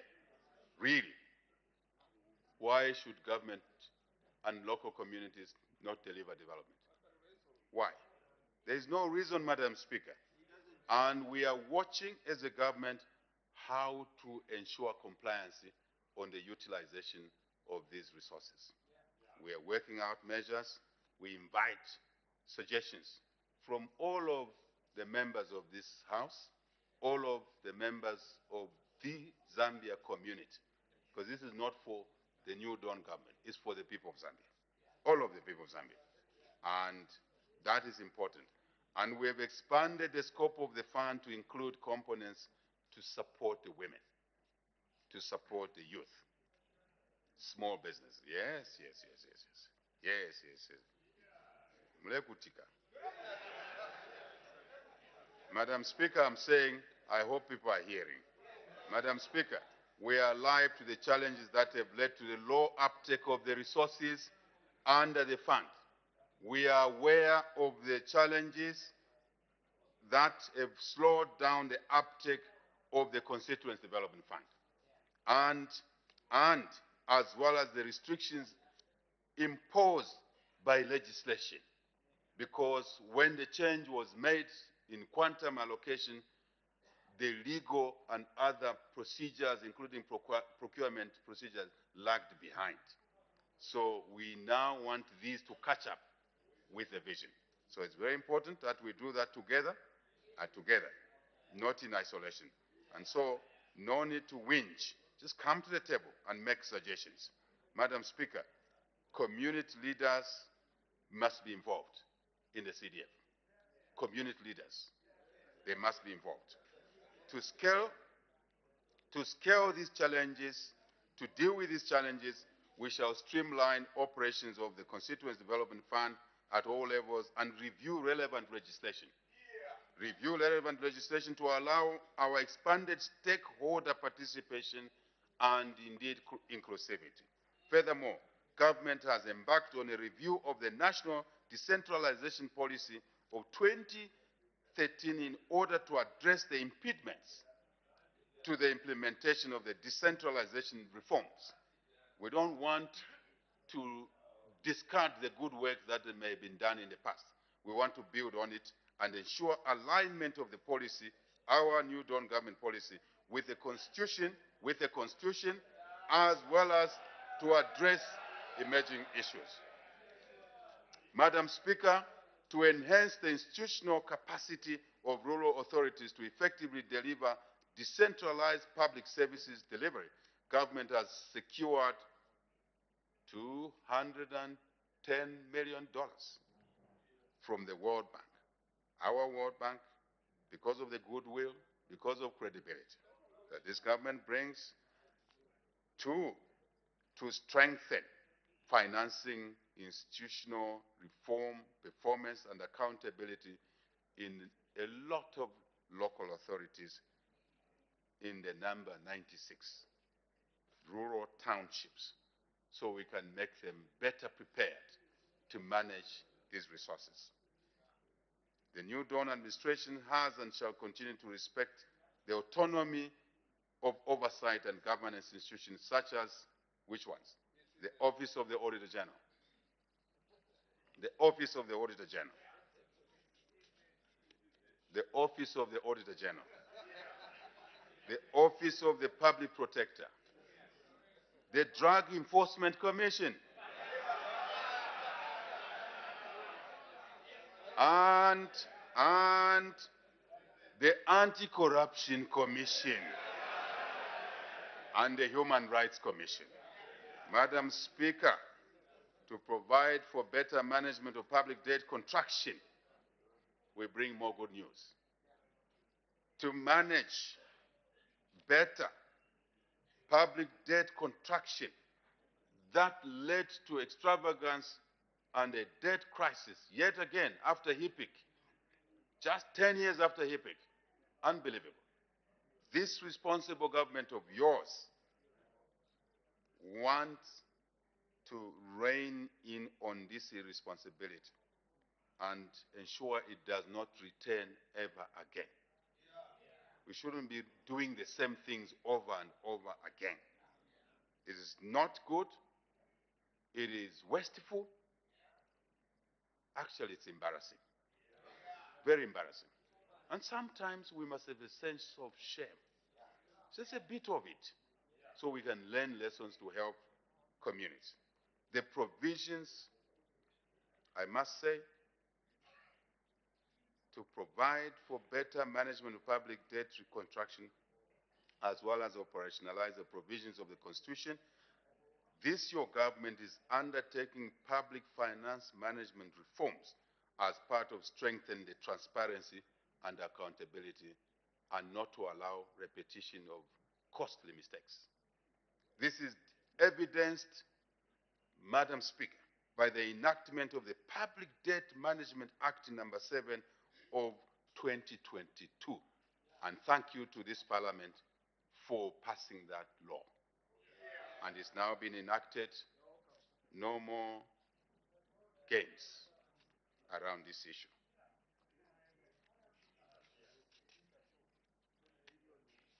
Madam Speaker,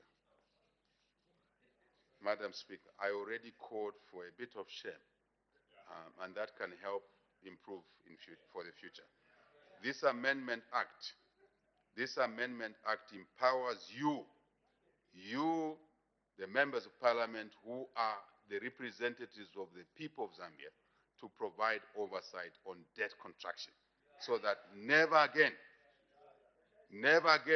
should our country go back into a debt trap. And the voters of Zambia are watching. They are listening. I think they have understood what it means to elect leaderships. They've understood. Madam Speaker, the fight against corruption is a core component of our strategy, not only to enhance transparency and accountability in the administration of public resources, but also, Madam Speaker, is a matter of justice in the way we deliver social economic dividends to our people. We have established the Economic and Financial Crimes Court to speed up, but also to fairly dispose of economic and financial crimes cases. There are teething issues in there. The Minister of Justice is aware. We're looking at them, including courtroom space. We're looking at them because we need to get on with the job. Madam Speaker, to strengthen the policy framework on the fight against corruption, the National Anti-Corruption Policy is undergoing review with the principal aim of strengthening stakeholder engagement in the fight against corruption. We cannot succeed without the stakeholders, the communities being involved in this fight. in order to re-establish the tenets of integrity and total accountability in the public service delivery. The crusade against corruption is gathering momentum. The crusade against corruption is gathering momentum. When others thought that is dying, it's actually gathering momentum, and shall remain decisive and will be cross-cutting with no sacred cows. May we reiterate, Madam Speaker, that the law shall be applied fully, sternly, but fairly against all those who shall be found wanting of the past, of the present, of the future. No, Madam Speaker, Madam Speaker, Madam Speaker, Madam Speaker, the citizens of Zambia deserve leaders who understand the difference between public assets and private assets. Over years, we began to basically have a convolution, a perception, misaligned mindsets that what belongs to the public belongs to individuals. This must come to an end, and we must cooperate.